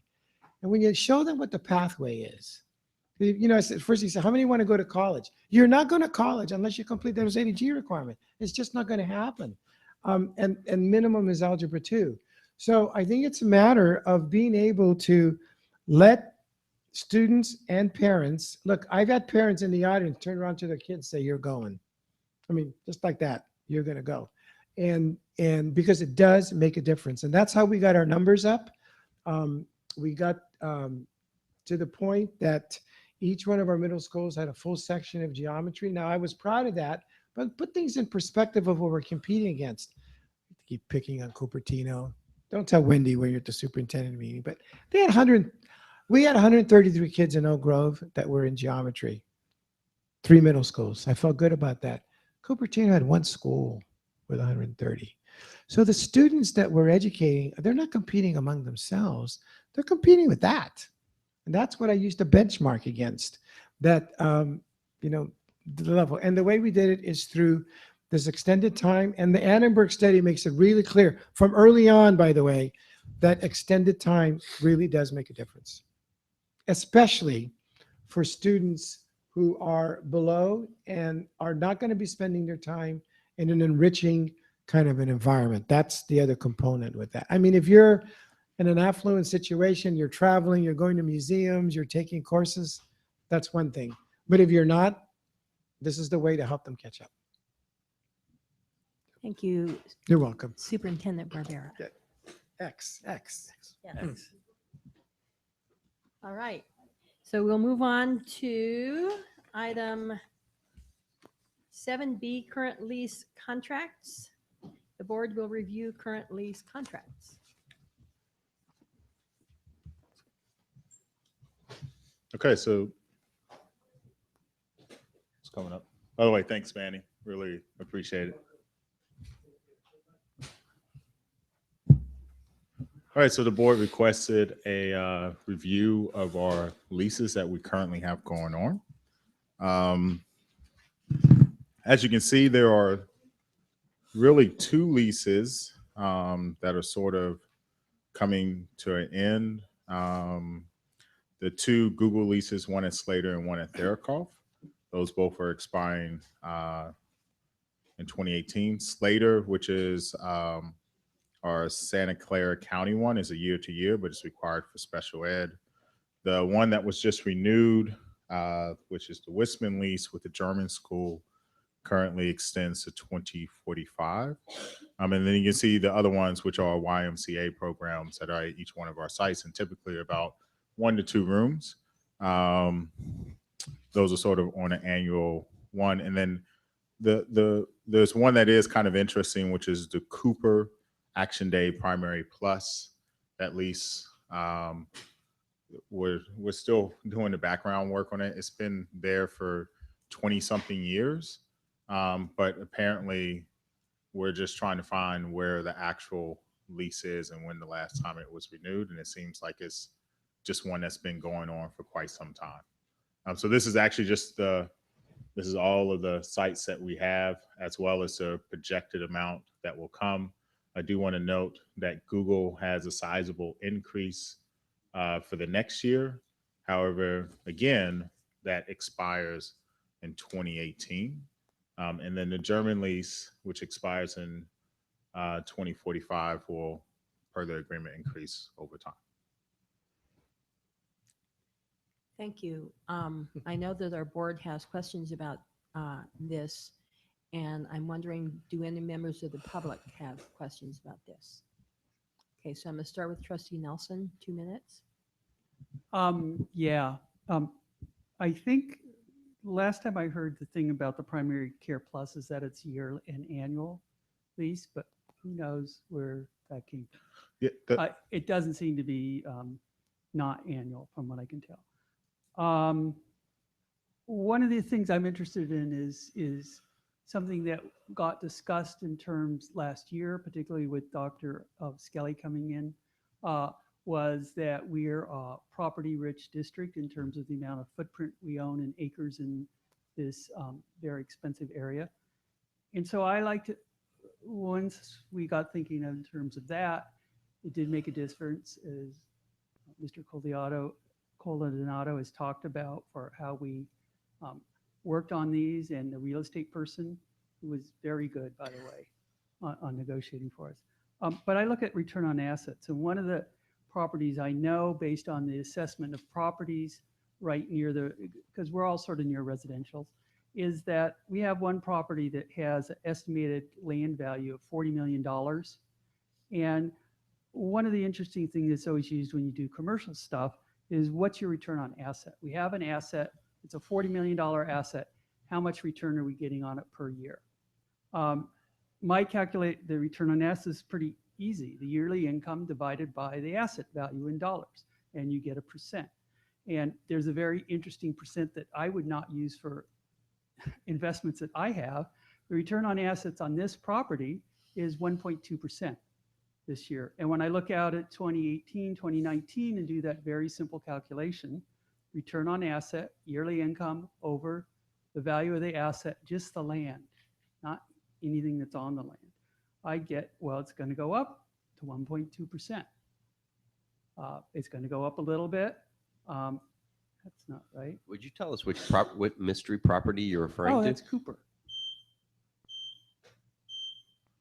Thank you. I hope we have an investment portfolio that we're trying to get to that's higher than 1.2% as we look at these other things. So I would just say, in terms of Cooper, she actually would like a long-term lease. She has approached the district about it. However, we're just trying to figure out the particulars about where the original lease was. Just again, it initiated, I want to say 25 years ago. Yeah. So she has an interest of expanding, and then I understand that. Yeah, I'm just and- looking at things like return on assets, return on investments, how much it brings into revenue versus what else we could use it for that would bring us a higher return on assets. And some of them aren't just dollar values. correct. So some of them are like teacher housing or some other combination usage of the property of value to our district in different ways. Do you have anything additional you want to add to his question? No, I think if, just like with any of these properties, if there are ideas or if there are avenues that we want to pursue, then It's just a matter of getting board direction to understand where we want to go. One of the things I will say will be, which will be kind of interesting, is just on each one of these properties, even if we explore the option of teacher housing, it's not to say that this won't happen. It will take a very coordinated effort to make it happen. Cooper happens to be in a very low density area, and we're looking at high occupancy. And so it's a matter of navigating the political waters to make sure that we can actually get that done if that was a site that was slated for that. But again, and I think that's the issue with all of our properties, including this one, which isn't technically around a lot of high occupancy, but that's a conversation that we would have to go through with the city and sort of figure out what's the best avenue if that's where the board wants to go. Thank you, Trustee Coronado. Thank you. What would be, I've heard you discuss the idea of having something like using some of our land to host corporate clients, maybe in conjunction with redoing the district office or something, like build a building that's bigger than the DO needs to be, but then rent out space to ed tech firms or something. Which of our sites do you think would be appropriate for that? I mean, That's above my- I would say that any site that has a lot more space, right? So I think the first thing to do would be to eliminate Bub, Castro, Huff, and Landals, because those technically are rooms that are being rented, Oh, yeah. right? So even though they're rental income, they're not There's they're no not place to put a properties, new right? office building. Yeah. So then that would leave you with Cooper, Slater, Fairclough, and then Wissman is already sort of locked up, and would have to go back to some type of negotiation if you wanted to reclaim land. And I would have to look at what the contract says. So Take Wisman off the table too. okay, so then that would leave Cooper, and then Slater and Fairclough. And again, we already we're planning on doing something on that campus in terms of Slater, in terms of a school, whether it's the actual building or whether it's building another school. So I would probably take Slater off of the list too, just because it's a compacted area, which would leave probably the 17-acre site that we're currently sitting on. And then Cooper, I think, is how many acres? Do we know? 10. 10. Okay, 10. So those would probably be your two biggest ones, Cooper being the least developed, and obviously this one having 17 acres, but it would take a lot of reconfiguring of this area. And then how does, so Sylvan is a site at which we could use 3 acres to build to build school buildings, A school, yes. and then could use the additional 6 acres worth of park as school grounds during the day, and it's public park the rest of the time. Yes. What programs, how much can we fit in those 3 acres? If we decided we wanted to free up some space in the sites you just mentioned, what could we build on 3 acres, like 2-story buildings? Maybe the modular ones that we talked about for Mistral a little bit. If we put them at Sylvan, 3 acres worth, what's that add up to? It would be a very tight footprint. I think when Dr. Clark and I discussed this, it would actually mean that you may have to go to 3 floors just because 3 acres is pretty small. If we're assuming that we're building a school at its existing size, right? So I got to preface that by saying 450 students. if you're trying to build a 450 student school, then you're looking at a 3-story building, which then means you have other issues in terms of what floors you can place your kindergarten and first graders on, because they have to be at the bottom. so it would be a very tight footprint to try and build a school on. But if that's where the board wants to go, then we can ask we can ask Todd Lee as well as some architects to start looking at that. And then the use of that land has to be for a public school. I had another follow-up, but I don't want to use more than like 2 minutes before you get a chance. Well, it's going to Hmm. be one round of questions. Okay, give so- us Something quick. So I was thinking of Sylvan less as a site for a 450 student school, as maybe a site to consolidate special ed or county programs or other sorts, or preschool, or, other things besides a 18 classroom elementary school, to free up space at the other sites. Mhm. Like, I don't know what the appetite would be for Action Day, to be moved to some other place if we move some other things, move things around. Mhm. But I would think more broadly than 18 classrooms at Sylvan. I'd keep it at 2 stories, first of all. But I'd like to know, maybe Todd or somebody could help us understand what we could put there that would free up capacity to do other things at other sites. Yeah, or what we could put there that's a public school that we're allowed to put there, that takes pressure off the other sites to do other things with that we Mhm. don't have that constraint for. Yep. I think that's definitely a doable option. There would be a couple things we need to look at as, what type of program we want to put, and then also where we're going to pull the kids from if it's not a preschool, right? If you're what other options or avenues are out there. The one thing I will say about Cooper that's kind of constraining is that Huff is real close by, and so that area, although Huff has a sizable amount of students that are in it, Huff, Bub are right there in the vicinity, and so it doesn't make sense to build another school there, because that's not where our population is. I agree with you. But Sylvan could definitely be a option in terms of overflow. So Trustee Nelson, you have a quick follow-up? Yeah, I do. 3 acres is 130,000 square feet. That's a lot of ground to be able to put 2-story buildings on when you have 6 acres to do the playgrounds. So 3 acres is, I think everybody should recollect, that's all the area that the German International School has to put their buildings on is 3 acres.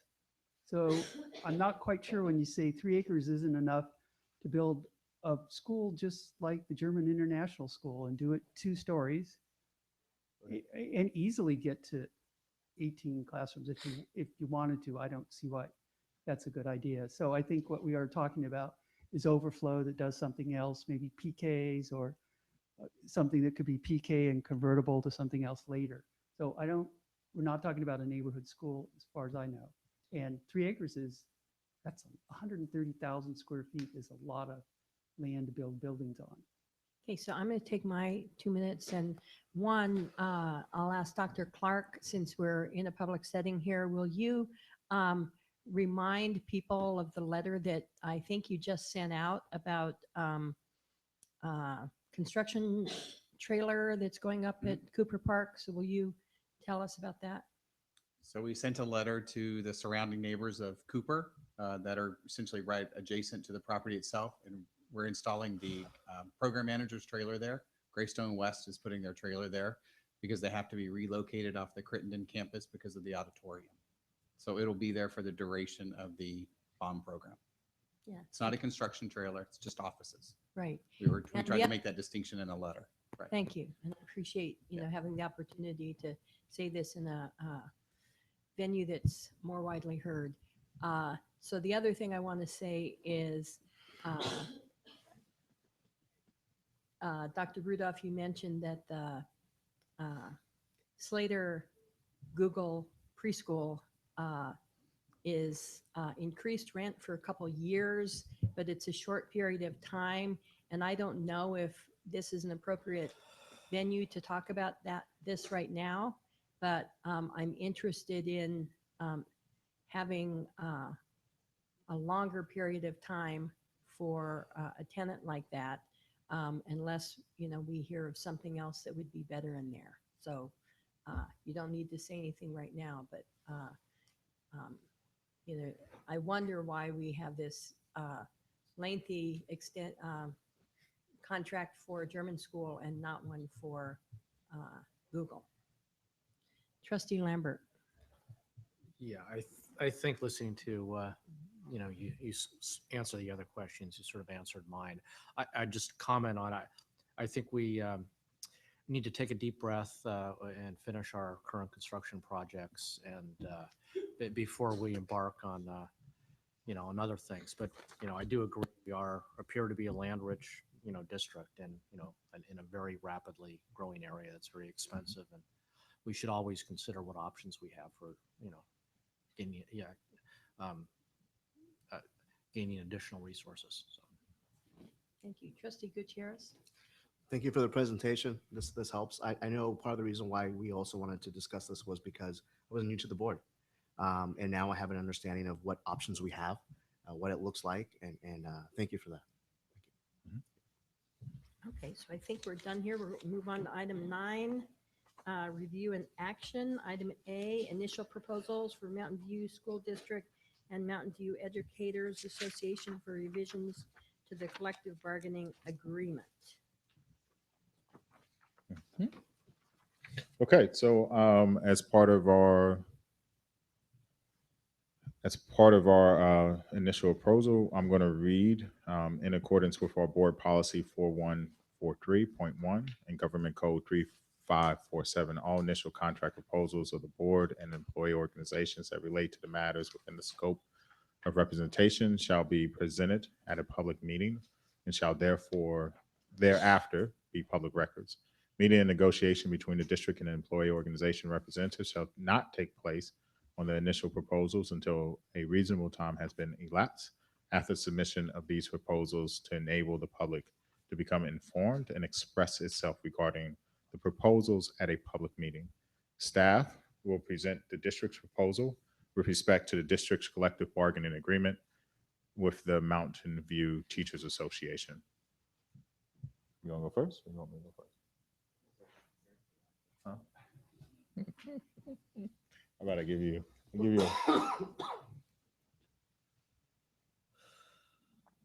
All right, so I'm not going to read every single word of the initial proposal, but in meeting with the district, we have established some core principles. There are 5. We want to focus on student success and educational mission. We want to be fiscally responsible. We want employee excellence and development, community engagement, and communication. And so our initial proposal is that we look at the following articles.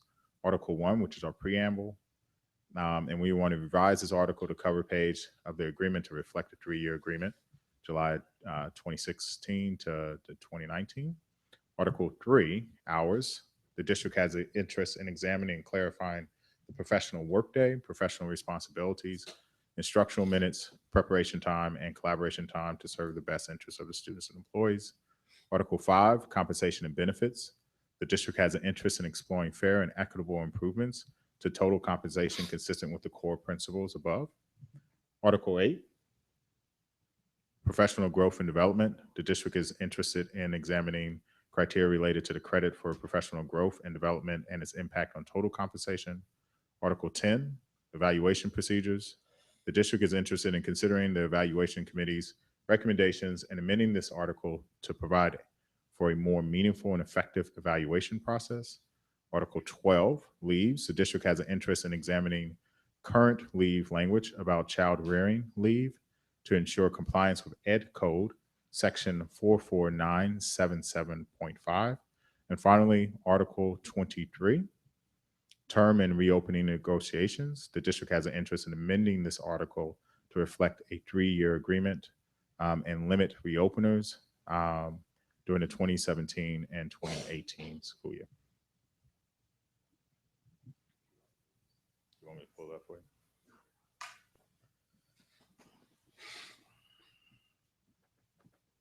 Sorry. There you go.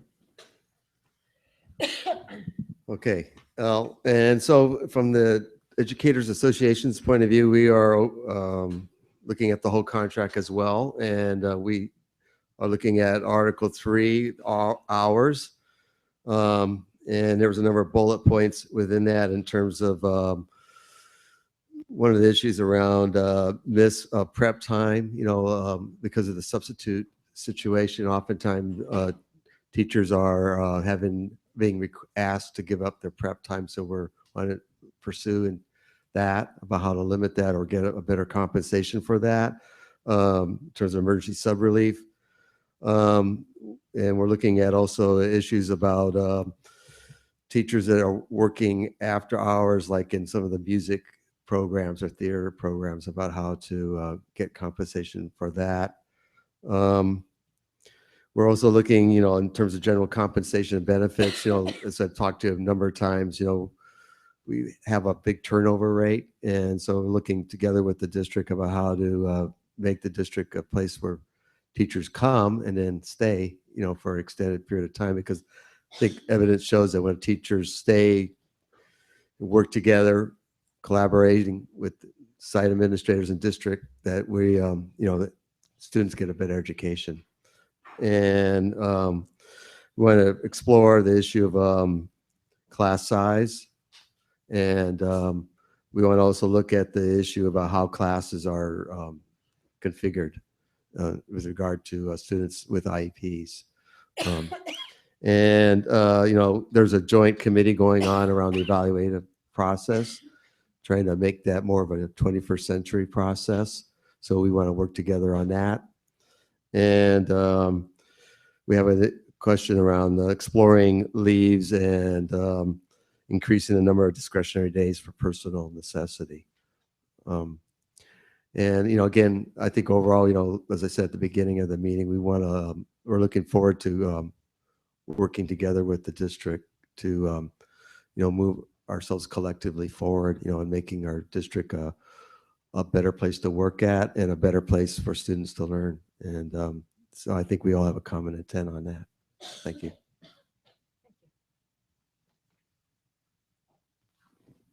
So typically,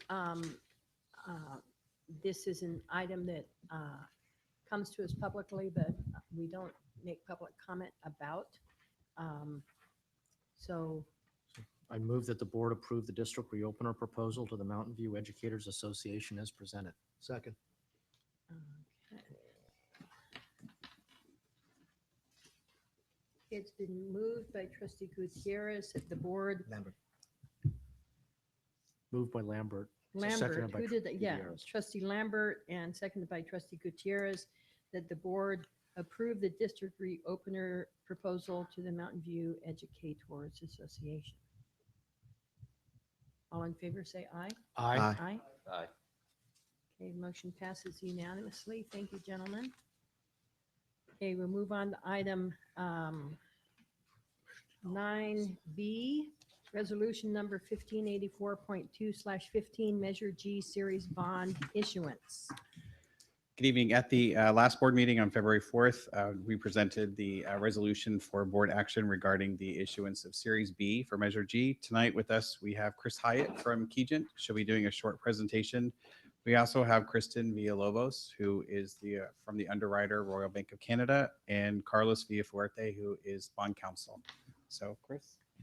I just want to add, because this presentation was an amendment, we will be posting the slides onto the website after the meeting. So just for the public's record. Oh, thank you. Good evening. Thank you for having me here tonight. We'll just get the presentation loaded up.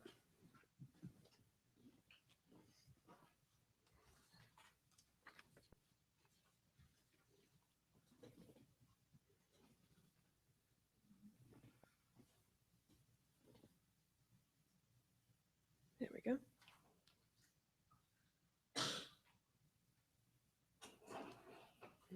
All right, so I'm here tonight to talk about the resolution that's in front of you, which authorizes the district to pursue the remaining $148 million of Measure G authorization. So I have a short PowerPoint here that talks about the original issuance schedule for Measure G versus where we are today, the proposed issuance and what it actually looks like, a potential other option that does not include any capital appreciation bonds, and finally the pros and cons of our current issuance schedule. So we'll start here on page 1. The original issuance schedule that was shared with the board in January of 2012, so before the actual bond election, included 5 series of bonds starting to be issued September of 2012, and then every 2 years since then into September of 2020. for 39.6 million for each issuance, totaling the total 198 million. And I'll point your eyes towards the bottom of the projected tax rate chart. You'll see that we were targeting a tax rate of $30 in every single year, going out to the year 2060. Under the proposed issuance schedule, on the right-hand side, Series A has already been issued for $50 million. That was issued in February of 2013. The remaining 148 million is what we're here to talk about tonight, and we're proposing to issue the rest in a single issuance in April or May of this year. On the bottom, you'll see the projected tax rates for the proposed issuance, as well as the projected tax rates for Series A, which have already been issued. So the orange bars represent the Series A bonds, and the blue bars represent the projected Series B bonds that we're talking about tonight. And the biggest thing to note on this page is that the final tax under the proposed issuance is in 2043, which is 17 years shorter than the original issuance schedule shown to the board in January of 2012. So a much shorter term of repayment and lower taxes for the district.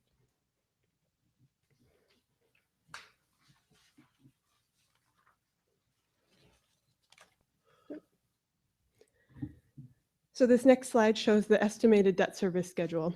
I'll point your eyes first to the actual Series A column there, which shows the principal and interest payments for the Series A bonds that were issued in 2013.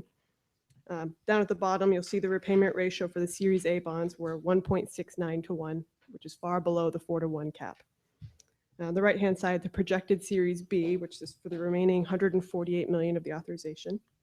Highlighted in that orange color are the projected usage of capital appreciation bonds. You'll see that right now that we have them being amortized in years 2023 to 2030. And then after that, we're projecting all current interest bonds for a total usage of CABs of just shy of 10%, so about 9.4% under today's rates. For all of Measure G, on the far right side, you'll see that the usage of CABs for all of Measure G, about 7%, and the repayment ratio about 1.8 to 1. So again, far below that 4 to 1 cap.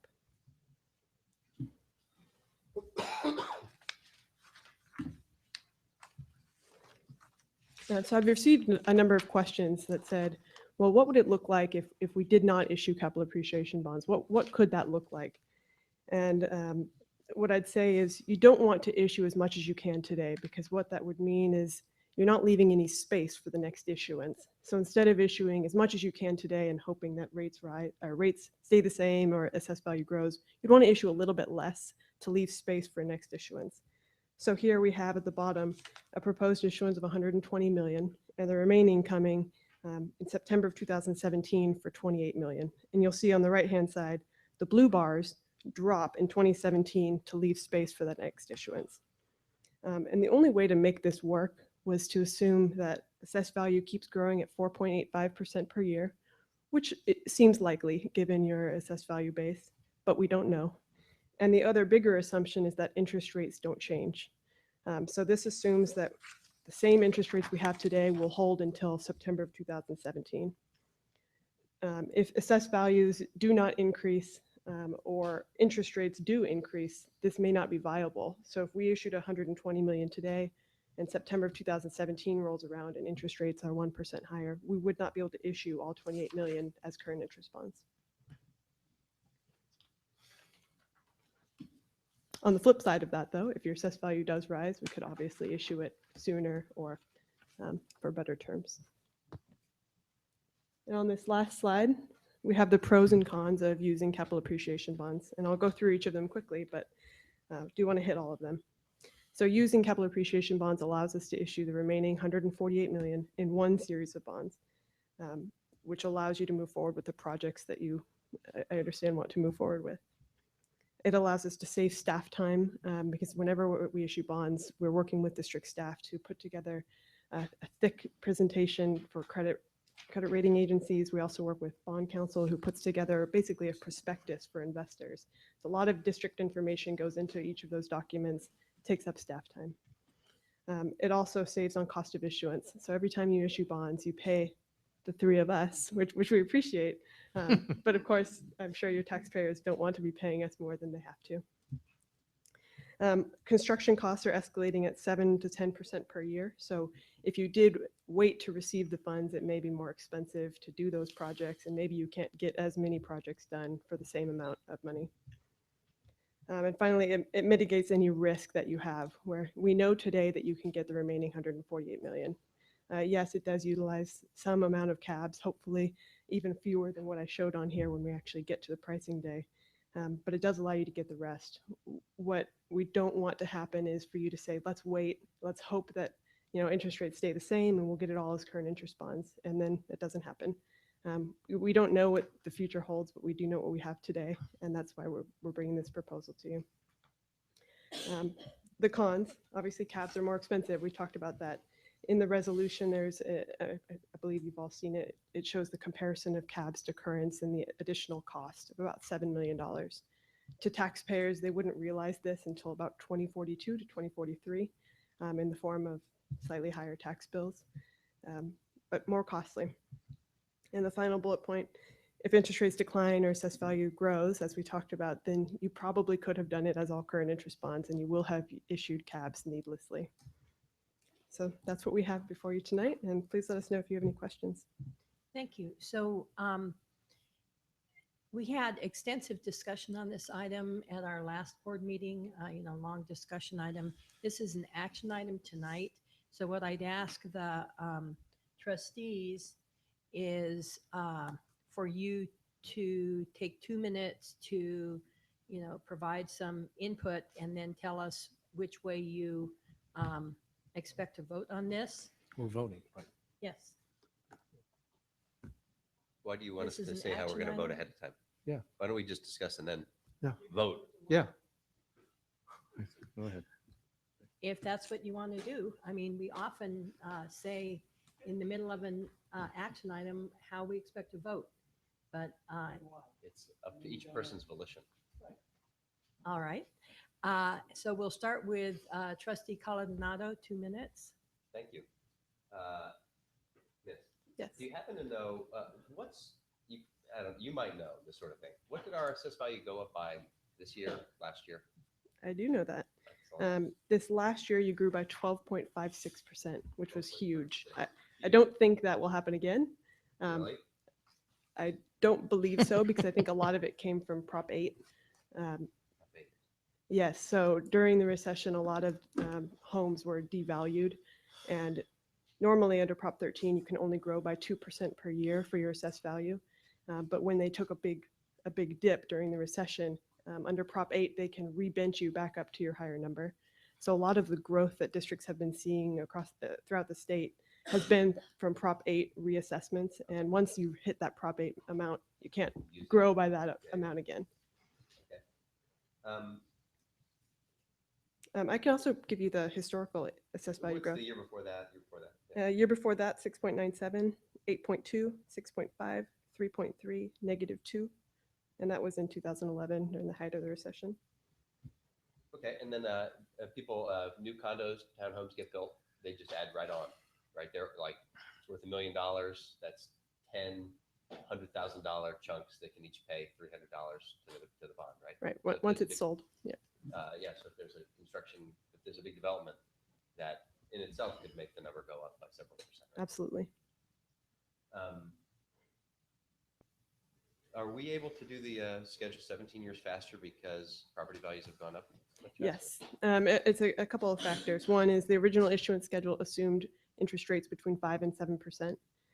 We are right now looking at interest rates under 4%. So that's a big driver of the saving on interest. When do new assessed value numbers come out? June, July. June, July. Mm. So just to follow up briefly, as soon as we get back from summer and have our meetings in August, we could potentially, like if the number's high enough, we could say, all right, we can issue the rest now. Like if the number came out at 12.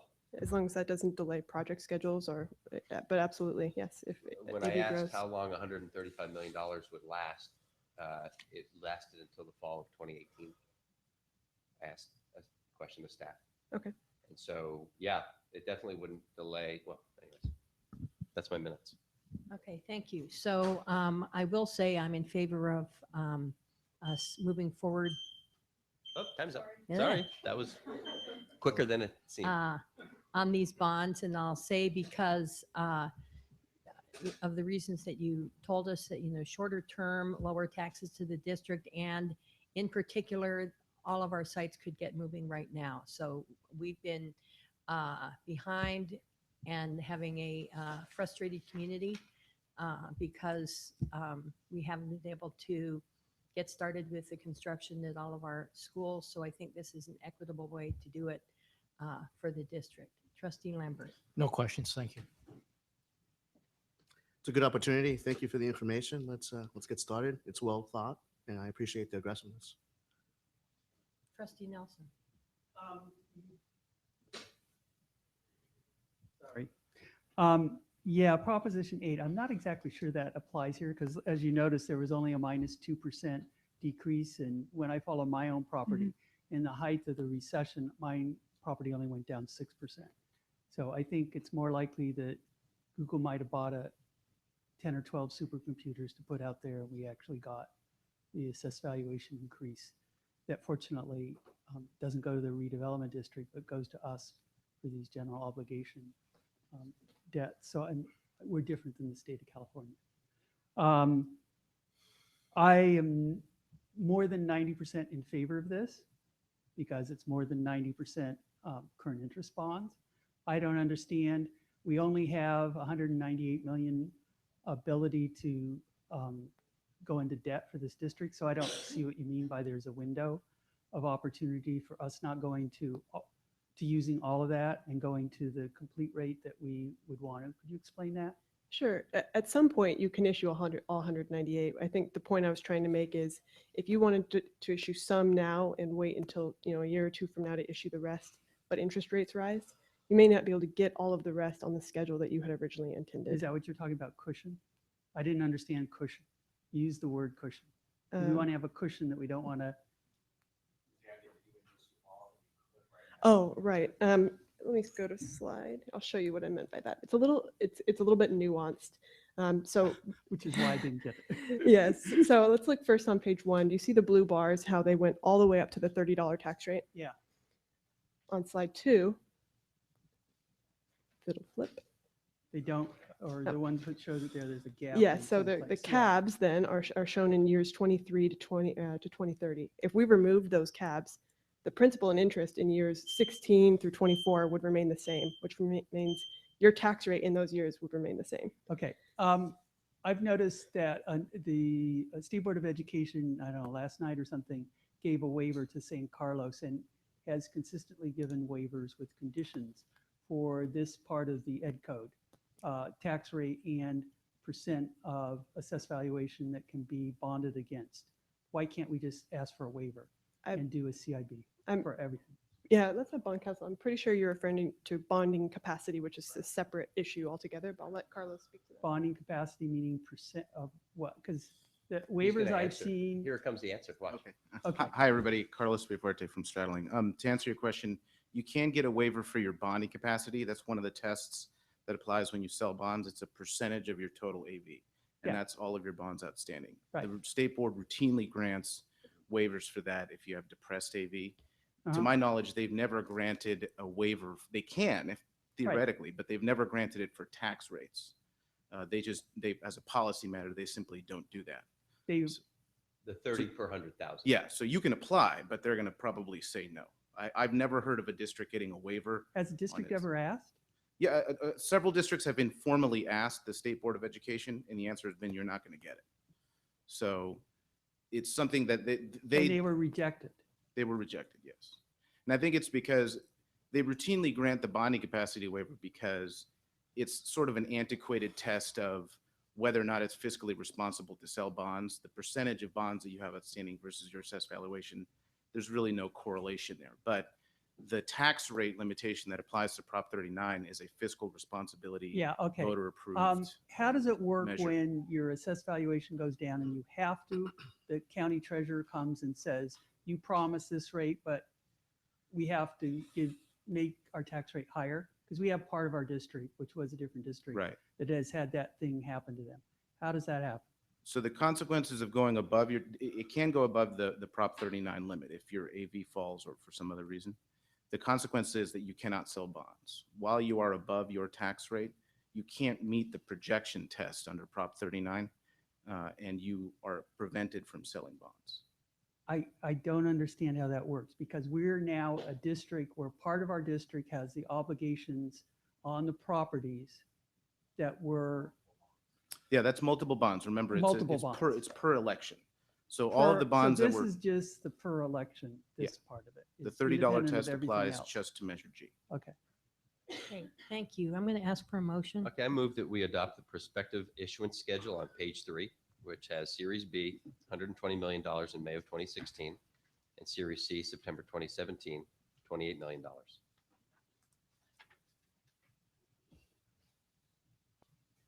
I second the motion. Sorry, I don't know that that's the resolution that's before the board. The That's my motion, though. Okay. And the motion That's has my a motion. second. Now, I believe we're ready for We can discussion. discuss why this is a good idea or bad idea. So remind me what your motion is? I invite you to turn to page 3 of your key gent This. handout. Yeah. That's what. See, they have a schedule right there that explains how you can do all this.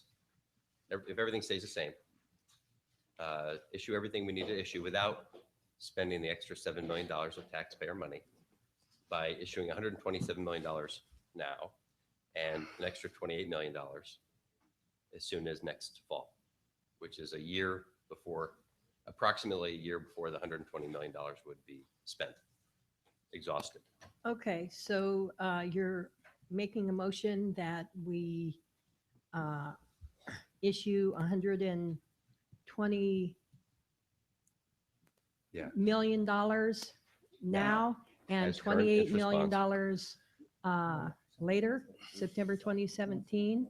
All in favor, say aye. Wait a second. Oh, wait, it- we have that- discussion. There's a part after the motion where we discuss. All right. I would like to distribute this part of the California Legislative Code on issuing these kinds of sales of bonds. Because of course, we're required to follow state law on this. And unfortunately, the administration didn't take seriously the unanimous vote of the California State Senate and unanimous vote of the California State Assembly that put this part of Ed Code into law I think it was last year. I've highlighted the area that you needed to do to make this a legal action tonight. What Article 146 of the Ed Code of the State of California, Section C says, if the sale includes bonds that allow the compounding of interest, including but not limited to capital appreciation bonds, the agenda item shall identify that bonds that allow for the compounding of interest are proposed. Here is an agenda of this government organization that is under this law. The article in the agenda, which we adopted as a document, this is item B, resolution on Measure G series bonds, is missing the mandatory wording. Now, I'm not pulling a fast one on the administration because I brought that to their attention Monday morning. I sent 2 separate emails, but this appears, maybe lawyers know more than all the lawyers on the state, in the state assembly and Senate. Maybe they know more than the governor. Maybe they know more than the people that put this into Ed Code. But I think we're out of compliance with the law if you guys want to go ahead and vote on CIB bonds at this meeting without the proper wording in our public agenda. This So doesn't say the packet buried somewhere. Wait, It I says request in the some agenda. comment then? from Dr. Clark? No, I think the Okay. attorney should probably Okay. address that because he's bringing up a legal question. I would love to have the attorney done because if what you proposed is passed, I will be referring this to the Associate District Attorney for the Public Integrity Unit of the County of Santa Clara, who I think will come back and say, we've got to go through another cycle of putting this on the agenda, unfortunately. I don't necessarily think we need you back here to do that, but Okay. um, So the code in that section is talking about the agenda item. The agenda item is the resolution itself. At the beginning of that section that you were quoting, Good. 15146. you could go ahead and pass this. I think there's three. I'm going to vote against it just on a technicality. But if you're telling those three that they should go ahead and do it. I the would like to, district I would attorney- like to hear the input from the attorney, please. He said it. He said it's. Yeah, it's the agenda item, which is the resolution. So the resolution identifies on page 1 that the board is being asked to approve bonds that include capital appreciation bonds. So that's how we satisfy that portion of the code, because it says at the beginning that the resolution must be presented as an agenda item. That's to make it clear that it's not a consent item. It's an action item on the agenda. So the resolution has all of the disclosure in it that's required under the code. And this is. Okay, good. this is- I think it'll be very interesting to see what the legal ramifications come up. Because Thank you. I mean, I personally think that where it says B, resolution, the board will consider an approval of resolution authorizing issuance of Measure G bonds, that the intent of this legislation is to have it be there. So when people read the agenda and they try to find out if our district is doing right by the citizens, that they can tell by looking at the agenda whether they need to come to the meeting, not by reading a 20-page resolution that they don't understand. But I think that identifying that the bonds are for compounding of interest needs to be in, this thing is the agenda. I have a So question. trustee Lambert. Quick clarification, you could help me with. So you're, the reason you are not voting for this motion and the proposed motion and are advancing your motion is because you feel this one is illegal? No, Okay. no, that's That's Nelson's that's point. My trustee my Nelson's reason point. is because I think that issuing cabs are a bad idea. And we don't need to issue cabs to fully fund our aggressive construction schedule. And that we can issue all the bonds we need with plenty of time to spare, just relying on our assessed value going up. So that's why I made my motion. I would much rather avoid these controversial bonds if we can. And I think that it's clear that we can, based on the fact that we can issue 120 million now and the rest next year. But our budget, our construction budget goes for 3 years. So we have plenty of time. That's my opinion. But if it is illegal, then I think we shouldn't do an illegal thing. Yes. But my argument is that we should not issue cabs. And my position is, I've heard from the attorney who says it's illegal. I trust his counsel's Yeah, judgment. yeah. I'm basically Excuse against me, I'd these. like to let trustee Lambert continue his comments. And I really support the going ahead with the full bonds now to minimize the uncertainty going forward in the future. And considering the economic climate is, I think, uncertain right now, I feel comfortable going forward with this. With the original proposal. With the original proposal, yes. As do I. So I would ask for vote on trustee Coladonado's motion, which is not the recommended motion. It's an alternate motion.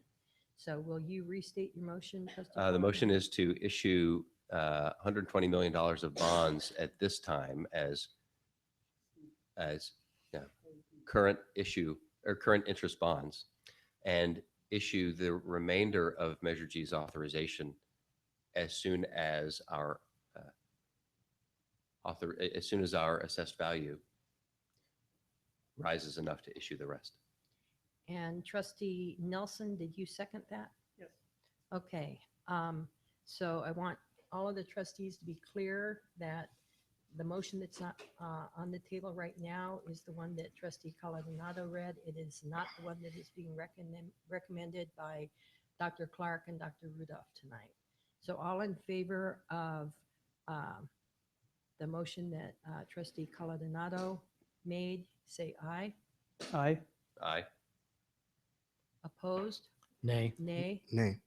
Okay, the motion fails. I two- move that the Board of Excuse me, Trustees. I need to Oh. finish this formally.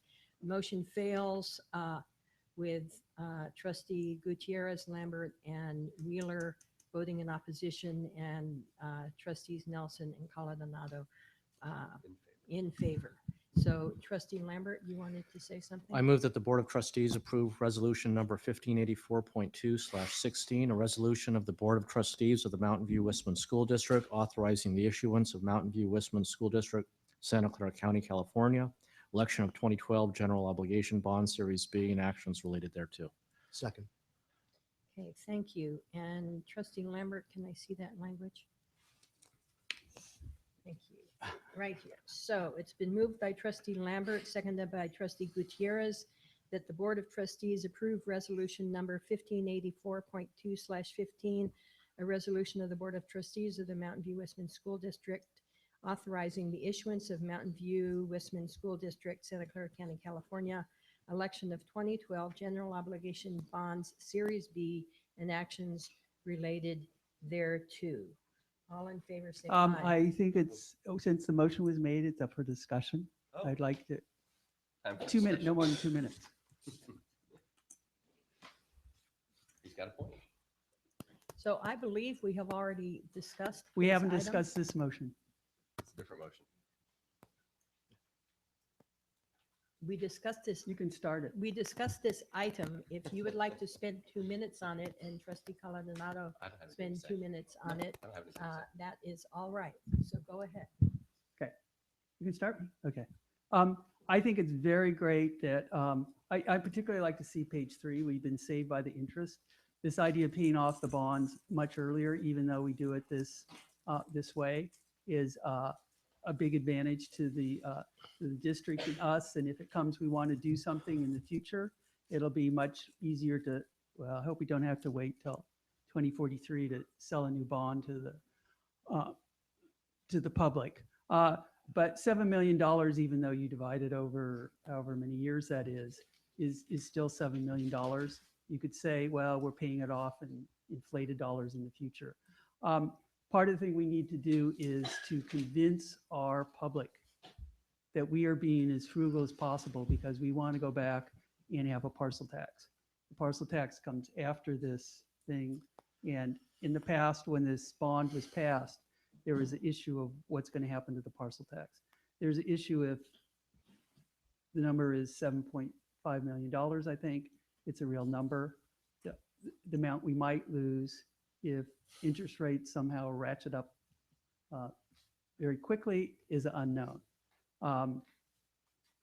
I think the reporter covered it very well. It's unclear why Dr. Clark is so worried about this, but he apparently is, but I'm more worried about the taxpayers seeing $7 million that they're going to have to pay more to get the same thing.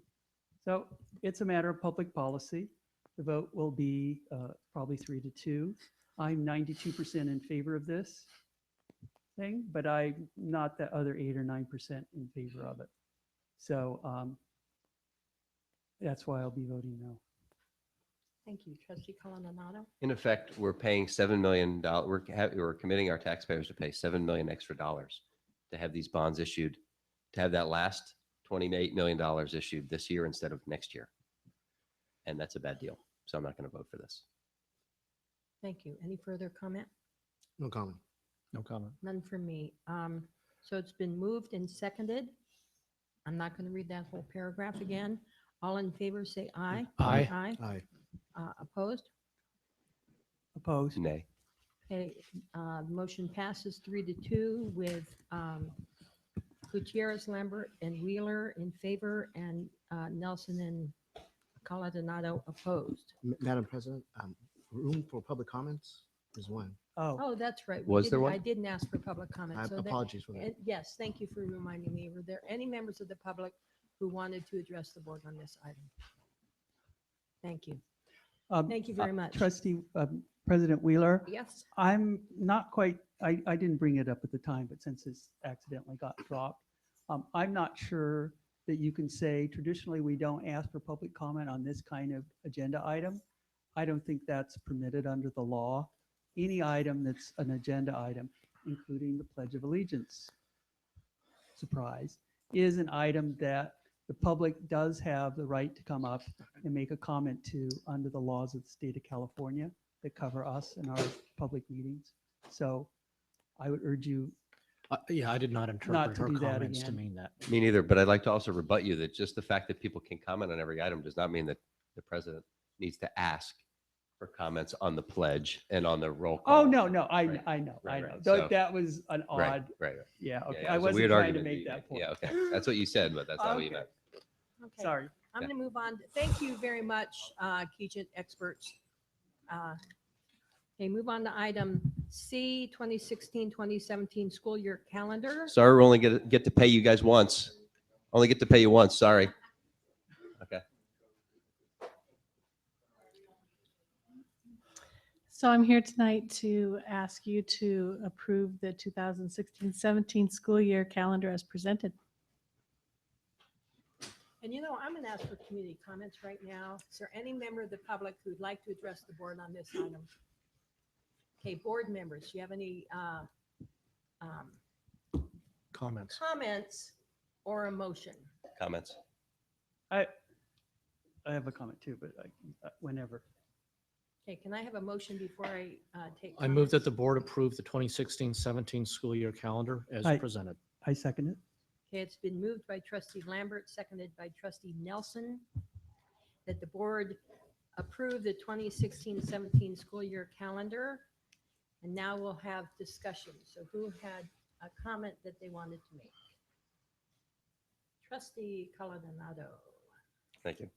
I have two kids in the schools.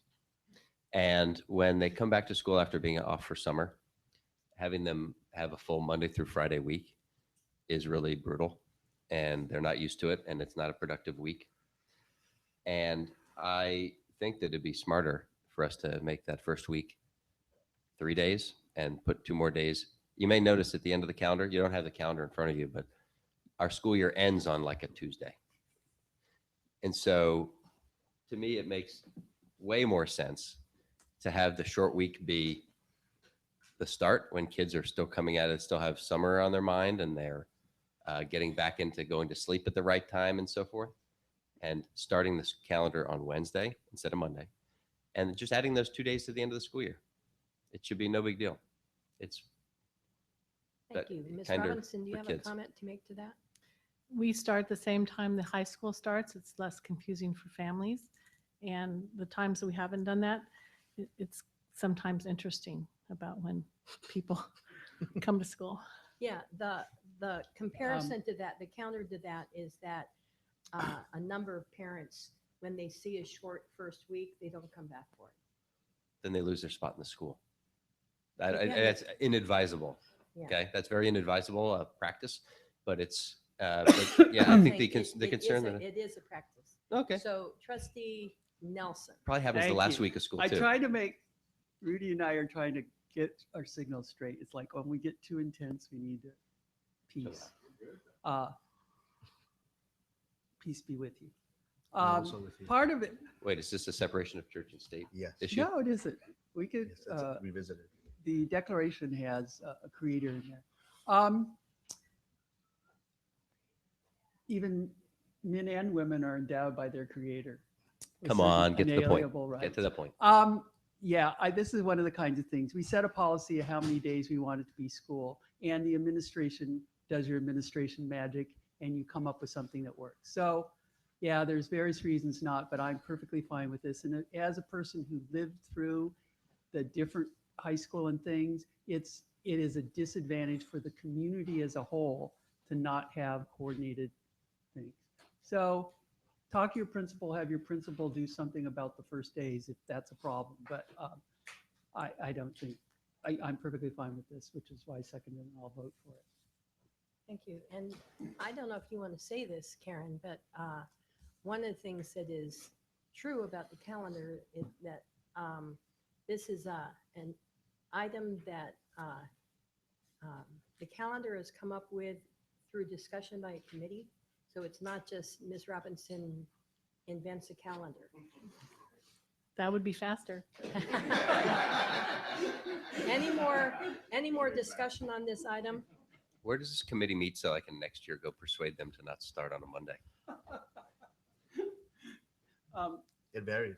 Because the high school could my start on office- Wednesday too, and then it'd be, I- that argument would be gone and we could all start on Wednesday. I would like to call, what's called call the question. Call As the I'd like question. to stop debate and vote. Okay, so it's been moved by trustee Lambert, seconded by trustee Nelson, that the board approve the 2016-17 school year calendar. All in favor, say aye. Aye. Opposed? Motion passes unanimously. Now we move back to consent item G, which was Measure G Bond Program Audit 2014-2015.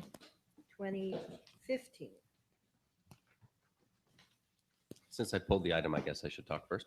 Yes. Uh, So I- Dr. Clark. Yeah, I think you mainly had questions on this item. It's one question. Okay. I know that it says that this is a performance audit,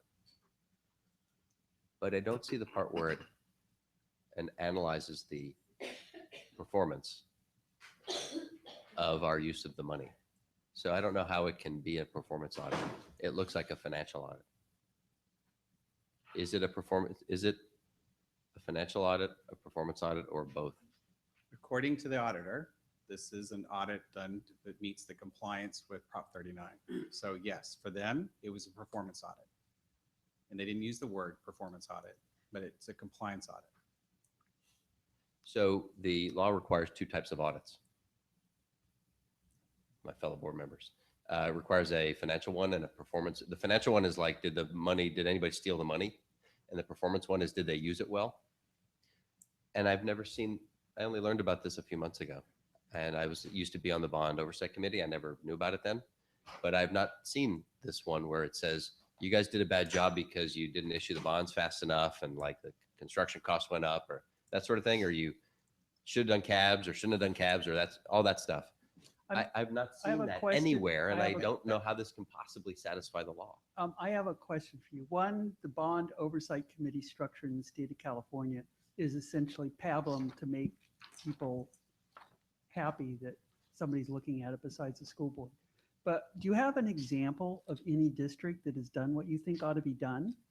Because As a good piece of advice, I will find such a thing Right, and present okay. it to the board. Because I understand your criticism. My criticism sometimes is that it says, we're not telling you, we're not looking at your systems to say whether there's somebody that can abscond with the money.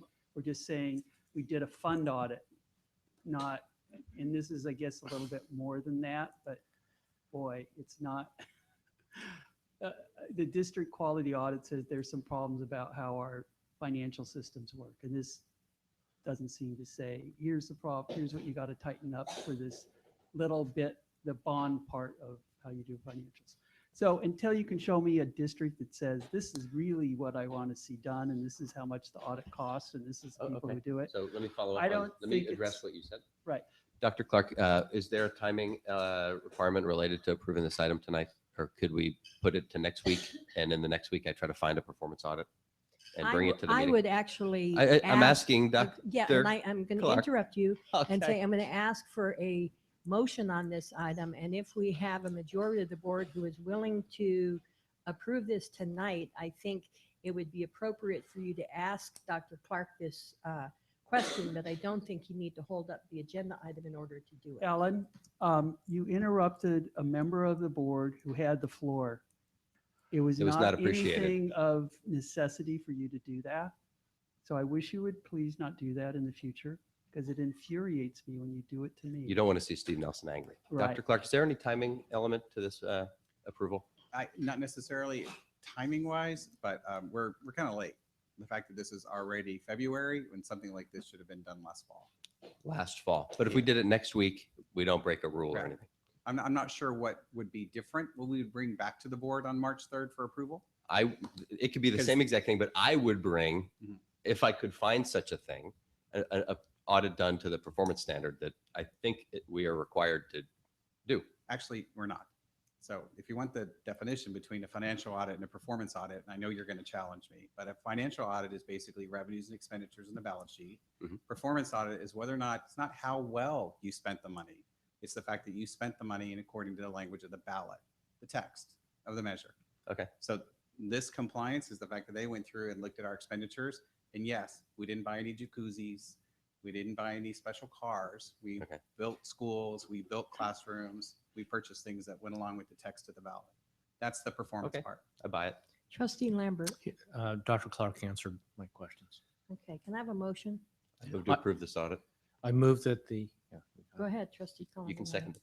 I second. Okay, it's been moved by trustee Coladonado, seconded by trustee Lambert, that we approve the Measure G bond program audit 2014-2015. All in favor, say aye. Aye. Opposed? Motion passes. All right, so now we are on to. Oh, and I didn't ask for any community comment for Do this not make item. Steve Nelson Was there angry. any? It doesn't make me member, angry. thank you. Community request, item 10, community member request regarding SB 277 implementation. And this is a 10-minute item, so you will have 5 minutes, and you will have 5 minutes. That sounds wonderful. I'm going to be really quick because I want to go home too. So I am here with Edlin Teskey, and we wanted to talk about SB 277 and the implementation of SB 277. My name is Christina Hildebrand. I'm the founder and president of A Voice for Choice. I don't live in this school district, but I live next door. Edlin Teskey has 2 children in your school district. SB 277 was a law that was passed, I'm pretty sure everyone's aware of it because it was one of the most high-profile laws last year, that mandates vaccines for children to come to public school unless they have a medical exemption or an IEP. It was passed extremely quickly last year, and it has been implemented, in our view, very quickly. There was a law 2 years before that went into actually the 2014-15 school year that went into effect that required a doctor's signature for the personal belief exemption, which is what was taken away. That was given 2 years to be implemented. This is a change. Taking away the personal belief exemptions is a change that the personal belief exemptions were in effect since 1967. And so it's a large change for parents to have to come to comply.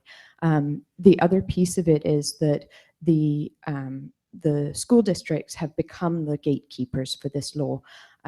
You are now responsible for any lawsuits that come with this law. And the law has enough gray areas in it that we are concerned for our school districts.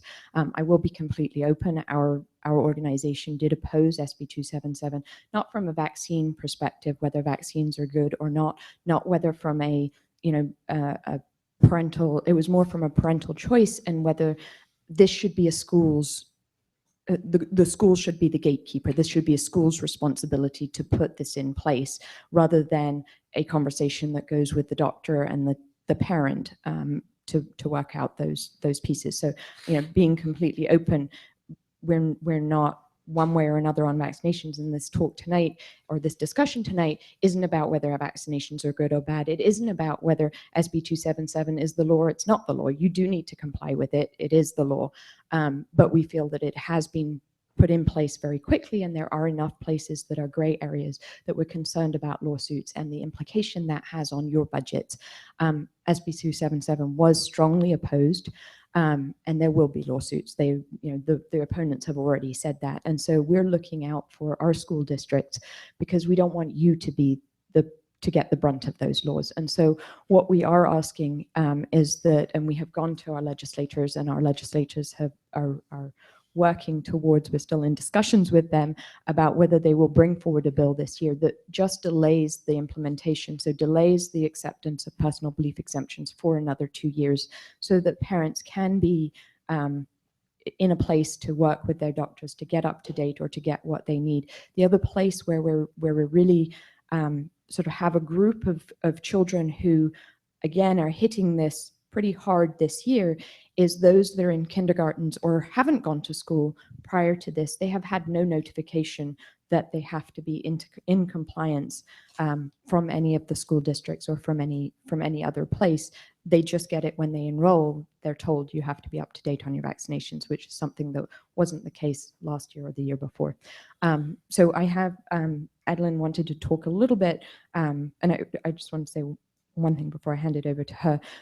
But we have seen school districts, and I don't know what your policy is on SB 277, but we've seen school districts in California. For example, LAUSD has said the IEP, students with an IEP, it doesn't matter what their vaccination status is, we're going to allow them in, which was what the law in the hearings was intended, but the way it's written actually doesn't necessarily or can be interpreted differently. And for example, right next door in Orange County, they sent out a letter saying that if you have an IEP, you must be fully vaccinated. And if you aren't, we will go all the way to CPS and taking you to court over it. So we've seen very differing interpretations, and all of those interpretations become legal suits. So our concern really is for you, the gatekeepers of this law, and the finances and your financial situation. And so we're asking for a resolution to put a delay on the personal belief exemption, to ask the legislators. So it's nothing that you would do this year, but to ask the legislators to put a delay on the implementation of SB 277 and allow personal belief exemptions, which only are in effect for kindergartners in 7th grade, because those are the 2 grades where the checkpoints are. The rest of them are grandfathered in. So it's really only 2, in a hurry. It's really only 2 pieces, two grades that we're talking about. So that's our request. Can I give it to her for 1 minute? Yeah, Kathy had told me we have 10 minutes for the presentation. Sorry, I'm Adeline Teske, and we live in Mountain View, and I have 3 children, 2 at in school here, 2 at Bob, 1 at Graham, and 1 in preschool. One thing, and another checkpoint is when children enter in the middle of these grades from abroad. And I totally can relate to this because that's what happened to us as well. Vaccine compliance rates in this area are rather high. However, if you look at the German international school, they have a double-digit personal belief exemption rate because people come for 1 year or 2 years. They find that their vaccination mandate at home is requiring much less than over here. What do these people do? They come here to make money, to go have both parents sent to work, and they're being told you have to be fully on schedule or you homeschool. And these people will likely not accept this, that they have to get the chickenpox or hepatitis B vaccine just to be able to send the children to school. So this is an area where legal action can come from. And that's all what I wanted to say. Okay, before I ask for comments by the board, are there any members of the public that wish to address the board on this item? Okay, I'm going to give each member on the board 1 minute. Who wants to go first? I'll go first. Thank you for coming and presenting this to us tonight. And I want to thank the board president and the superintendent for, we got a community request and you guys put it on pretty quick. And I appreciate that. Thank you. I wanted to say thank you to that as well. We really appreciate it as well. Yeah. Any other? No questions. So I have a comment and Yep. I feel like I need to make it in public, and I hope I can make it without crying. I have a brother who had polio. So he got polio in the year that 77,000 other children got polio. And now he has post-polio syndrome. I'm 100% in favor of this bill, and I want it implemented in the manner that it has gone through the legislature. It already went through one revision to make it, you know, a little easier on parents, and I'm 100% in favor of this bill. Can I reply to that comment? Am I allowed to reply? I do Best have a not to. comment also. This right now is board discussion. It really Okay. isn't Okay, public that's debate. fine. I didn't know Yeah. what policy was. Sorry. I don't have as strong a personal reason for agreeing with this bill too. But I did want to say, and I hope our administration will make it clear to the public by releasing a press release by our great public that we do support students that don't want to go down that thing by, we have a homeschooling option in this district that we support. We have been supporting for at least a dozen years. I think I don't know if it's changed from last year. Last year, it was the principal of Stevenson, which is our smallest. That was the person that was administratively taking care of that. But I hope we make it clear to people that there is that option in this district, and they do get public support, but they're going to have to figure out how to use that option, not So the options that were available. I in the think you're past. saying some things that are true and some things that are not Well, true. I- So I he's wonder ready if to say Superintendent something. Rudolph will clarify what's going on in our independent study program. Yeah, no, he's right. There's an independent study program that's it's currently being overseen by the principal of Montaloma.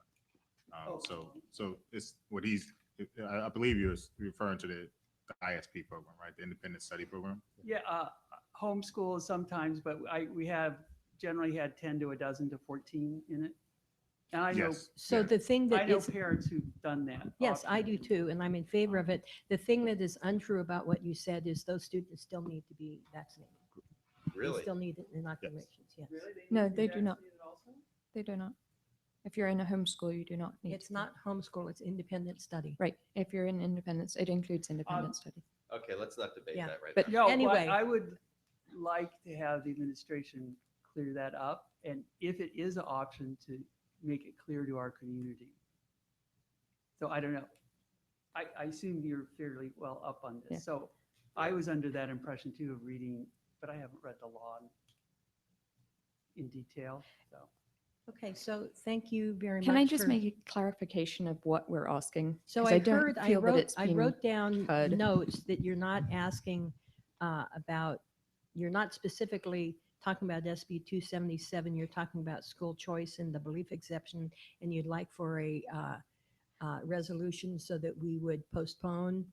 But I just want to make it clear that my concern is due to school budgets and the lawsuits that could come out of this, and the fact that you're the gatekeepers now of Right. this, and that you all are well aware that if a lawsuit comes, that comes out of your budget, Mhm. and you're responsible for that. Thank you. All right, thank you very much. Thank you. So now we'll move on to item 11, board updates. Trustee Nelson?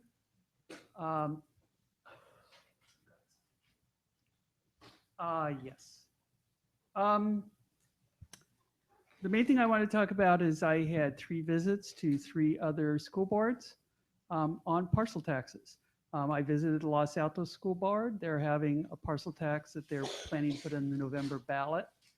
I visited the Emory School District, which is in Emeryville. They already have a new, from November 2014, parcel tax. That's a per square foot parcel tax, and they had no opposition.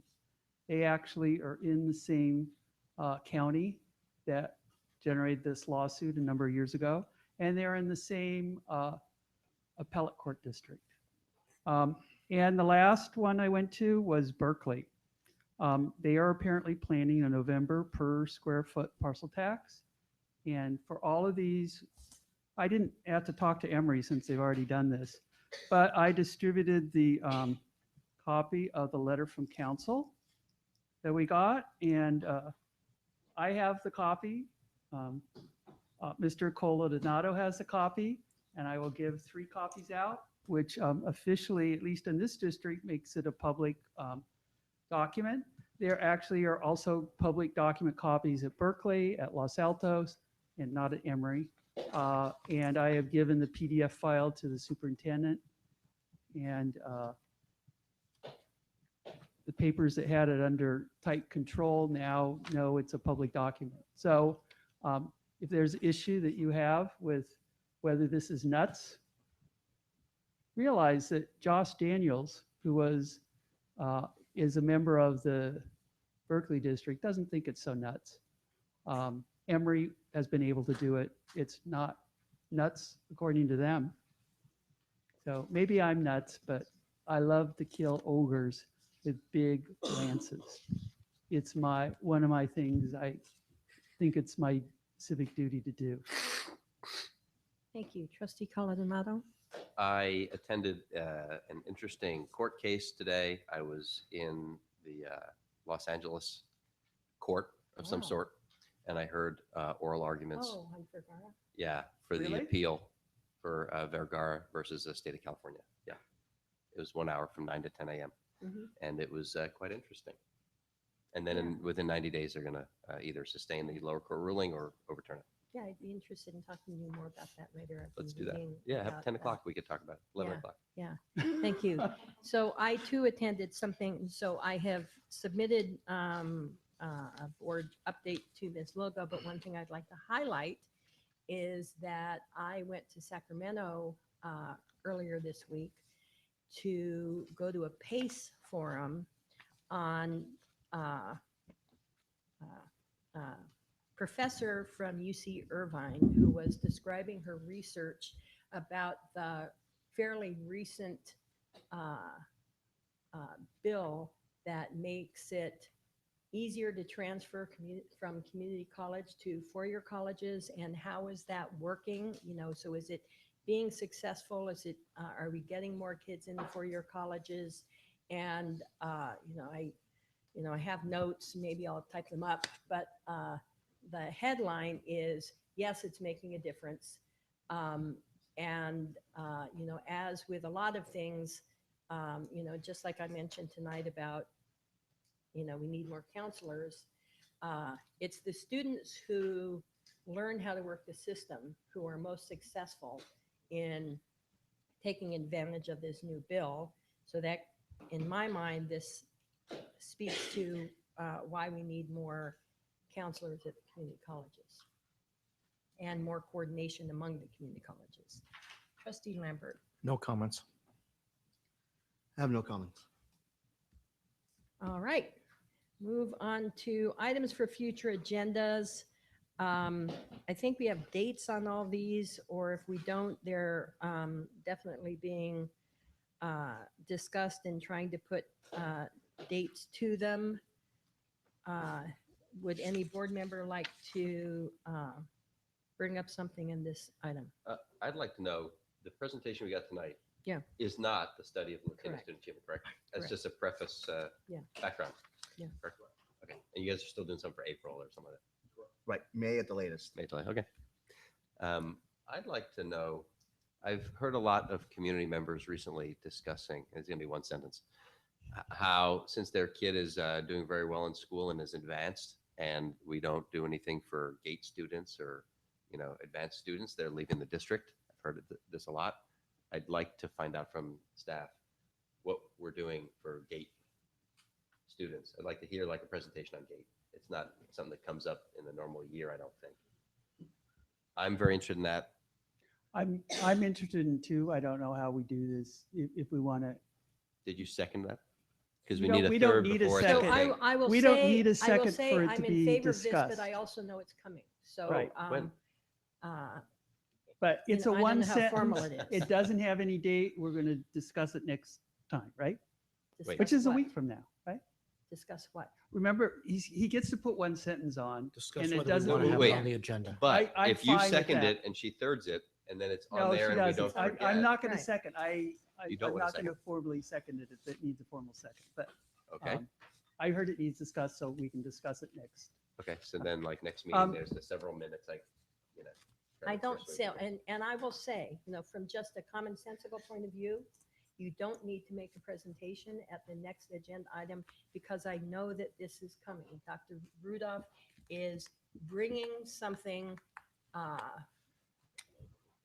possibly associated with strategic plan, but this is something that is On the radar, on his radar, something he's very interested in. So we don't need to specifically call it out.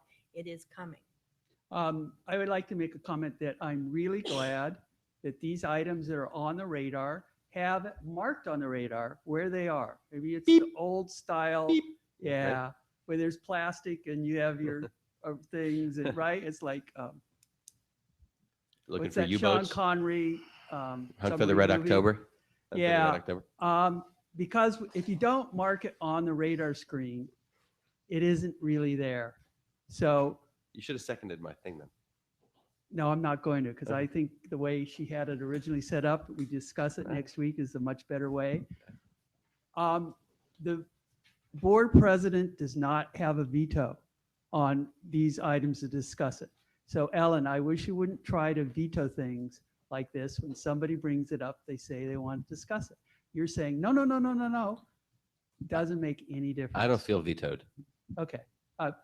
I think in terms of us being congenial, it's like, yes, we'll agree, we'll hear you, but if you don't get two other people who want it next time, it's not going to get a date on it. So I really appreciate this.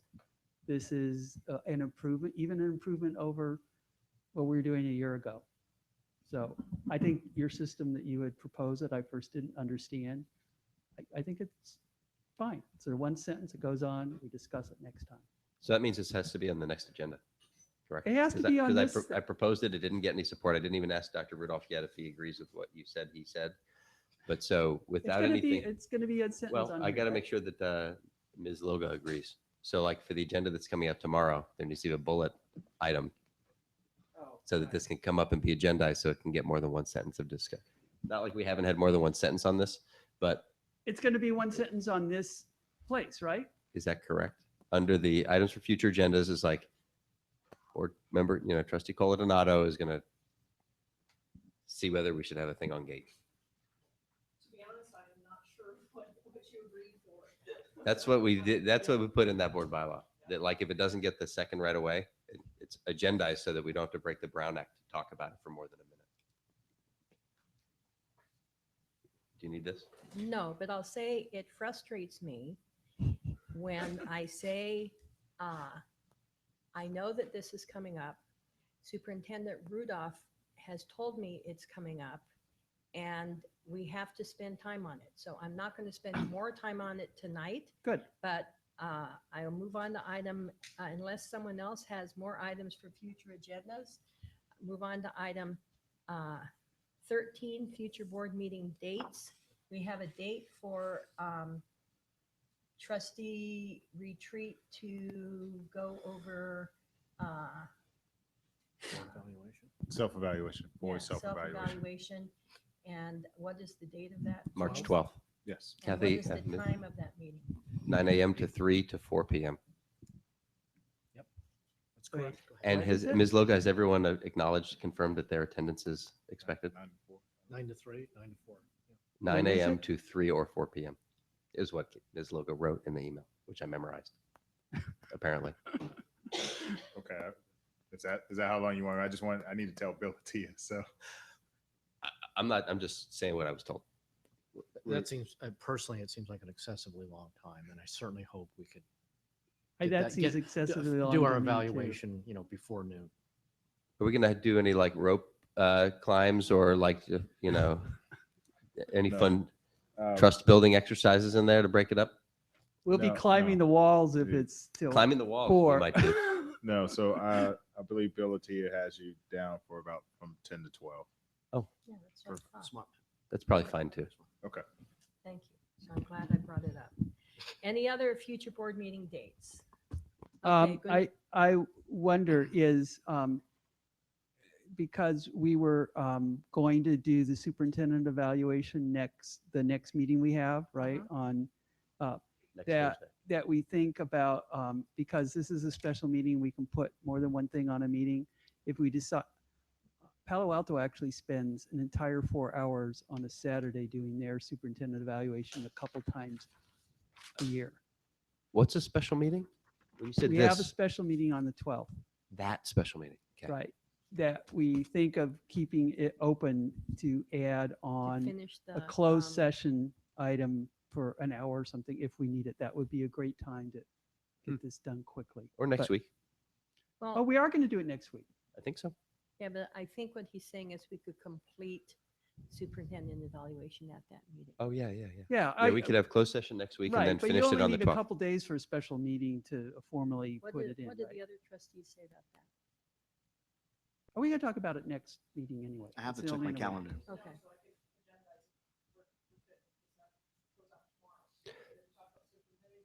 Yes. Right, so. That's for sure. That's what I told Superintendent Rudolph when we came back in, that we needed an hour in closed session before the meeting, before the, 7 o'clock portion. Yeah. So begin at 5:30 instead of 6. Okay? And then, so we'll decide at that point whether we want to add an hour at our special Saturday meeting to complete the, and that would be something where we would talk with all of us. Okay? Yeah. I'm going to adjourn this meeting at 9:42. Do we all have the same dinner request as we did today? So that Kathy doesn't have to email us again? Actually, I probably want a salad. I'm a teacher in Menlo Park and I'm getting my admin credential, so I can't sign it. So I just wanted to know what your roles are. Simplified version of what we could do. If we could figure it out, but we can't build a district office. Absolutely. Okay, great. So will you make copies for everyone? Or? Oh, they got sent. This is that thing that was sent. Oh, got it. Okay. But what I'm saying, you don't need to read the whole thing. I see what you're saying. Okay. It's just. That's the lot, right? It's essentially this. This is the. Resolution? Yeah. In Menlo Park, so I'm actually an educational technology innovation coach. It's brand new position for the next couple of years. Maurice? Yeah. And so, did I choose? No, I live in Mountain View, and so it's like our board meetings are on Tuesdays, and my classes on Tuesdays. I can't go on the same night. So I was like, oh, come to you guys. So it's very entertaining. Oh, yes. You could have watched it on TV. I know that. I could have done it. You can watch it on YouTube just to make sure you really heard it. Thank you very much. I appreciate it. Do yourself. That Just do it works? yourself. Yeah. I do mine. Oh, and then if it's not good, then I'll say, oh,